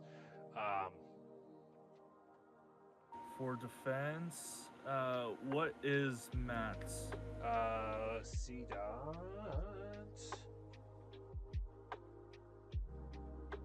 Oh no, it's defense. I think In being hit. Yeah. the amount of successes, I would imagine, are more. Yeah, So I don't remember if there's a cap on how high it can go up. I'll have to reference that. In the Just assume- Pokemon games, it's 6. At this point, with 2 hardens, I don't think it's possible for the Drillbur to hit C-Dot. It might not be, but it's 2 higher. I'll look into it. I know it can't go lower than 1. It just, yeah. That will bring us to the Drillbur. Seeing as the last successful hit was from the Timino, it's going to make an attempt with its scratch. Oh boy, here we go. How much HP does your Tymo have? 5, and he's holding an Oranberry. Oh, nice. That's 1 success. Okay, and that's based off of defense. Hold on. So do you want to dodge or evade? It hasn't rolled its damage pool yet. I will try to dodge. We're stalling this out. Okay, so you need 1 success to pull off a dodge with your Timino. And that's based off of... It's a You should. under. I guess it's evasion? It's the evasion score. Okay, so Or I've got sorry, 2. it's evasion plus your dex. Oh shit. Oh, so I've got 4 then. Or sorry, Nice. there's 2 evasions. So there's the evasion skills, and then there's an evasion on the far right. If you're using the one on the far right, that is the skill already calculated. Okay. But okay, so I'll that's- just stick with the first 2. That's just 1 success. Okay. Meets it, beats it as far as dodging goes. So the Timino is able to get out of the way without taking any damage.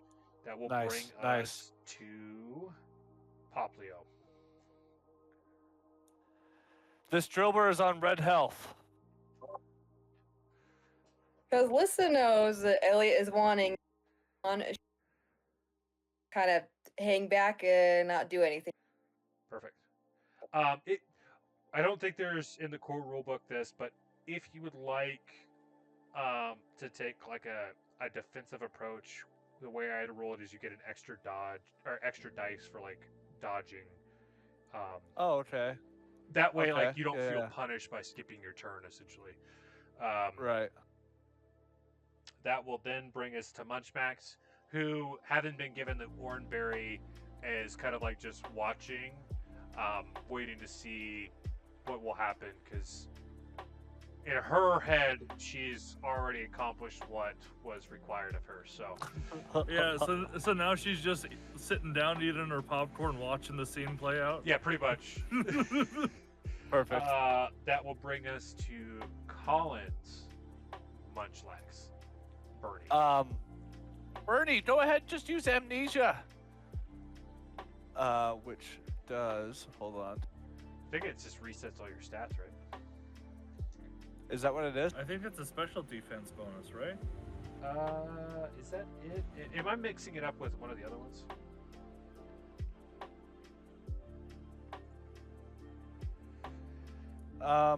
Yeah, Increases usually user I thought special defense, amnesia increases special defense. Yeah, that's what it in is. the game. I'm thinking at least. there's a different one that like removes all status conditions and stuff. What is that? That's it's another. It's like a one of the beefier Pokemon. Like it's like a Miltank move or whatever. I It's know not what you're relevant talking now, about. but So yeah. Hold on. So There's days, or not days. What is it? Haze. Haze. That's that what it was. eliminates stat changes. So it's insight plus alert, and it increases my special defense by 2. So accuracy is your insight plus alert. Yeah.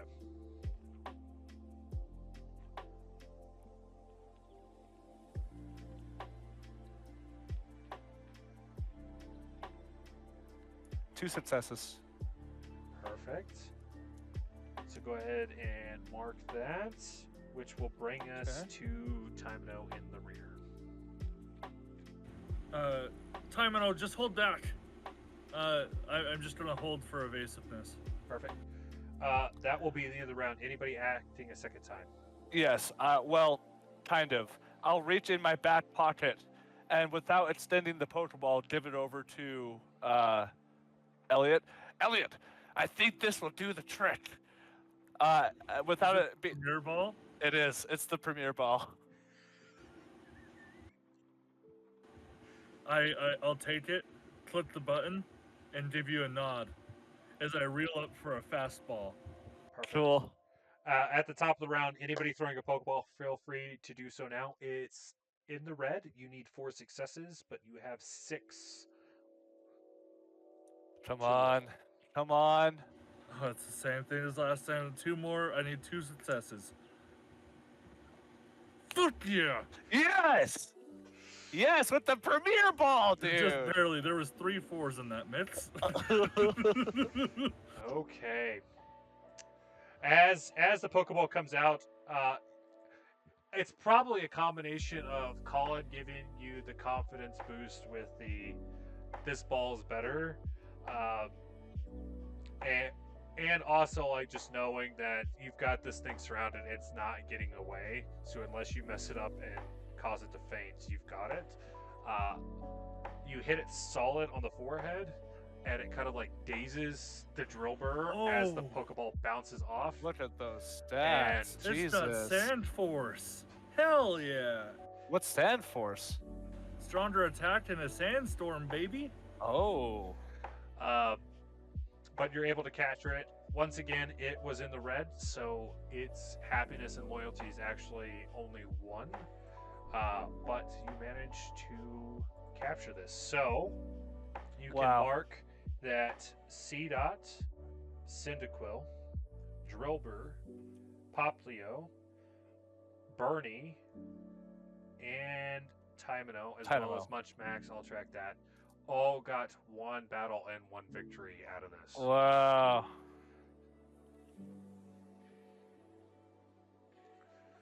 XP sharing to the max. That's right.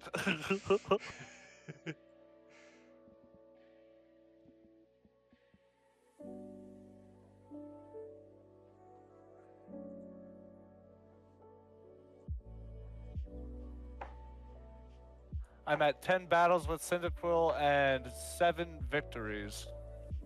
Nice. Which And 5 and needs 5. 15 to evolve, so you're about halfway. Oh, hell yeah. Timino's like fucking knocking on evolution's door right now. Yeah, he's at 9 right now. Wow. So 6 more for that little guy. So Sandvale and this one, or no, Sand Force. I need to go up one. When this Pokemon deals damage using ground, steel, or rock type attacks, add 1 extra die to the damage pool of that attack. And the Pokemon including is your immune- stab? This Pokemon is immune to damage from sandstorm weather. Wow, dude. So you did stab plus another D6 on top of... Dude, this is going to fucking carry you so hard. That's assuming he can force sandstorm conditions. Oh, it's only effective during Sandstorm? Yeah, I'm gonna need to get myself a Hippowdon or something.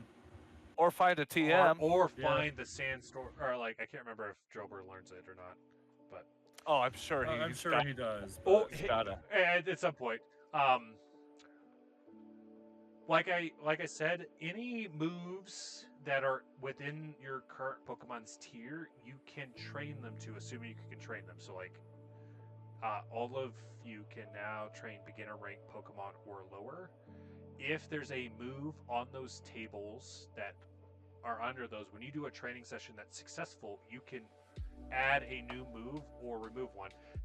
Oh, if you cool. remember, you're capped at your Pokemon's will score on how many moves it can know. Okay. So some of your Pokemon have a higher will score than the amount of moves they currently know. I think Timino was a great example of like, it only knew the 1 move, but its will score would have actually let it have like 2 or 3. So keep that in mind. Where's the will at? It's one of the red box scores over on the left hand side. Oh, okay. Or it's equal to your insight. Will is the top right. Insight is on the left hand side. They should be the same. I see. Because will is also stuff that you can consume. So like it's to have your Pokemon go to like succeed when it should have failed because of like pure will force. It's like it's kind of like your fate points in the other games of like. I see. These ones will replenish every 24 hours, so like but you have to RP into how they're tapping into will points. Right, We haven't really right, gotten right. into it because that hasn't been super relevant yet, but Gotcha.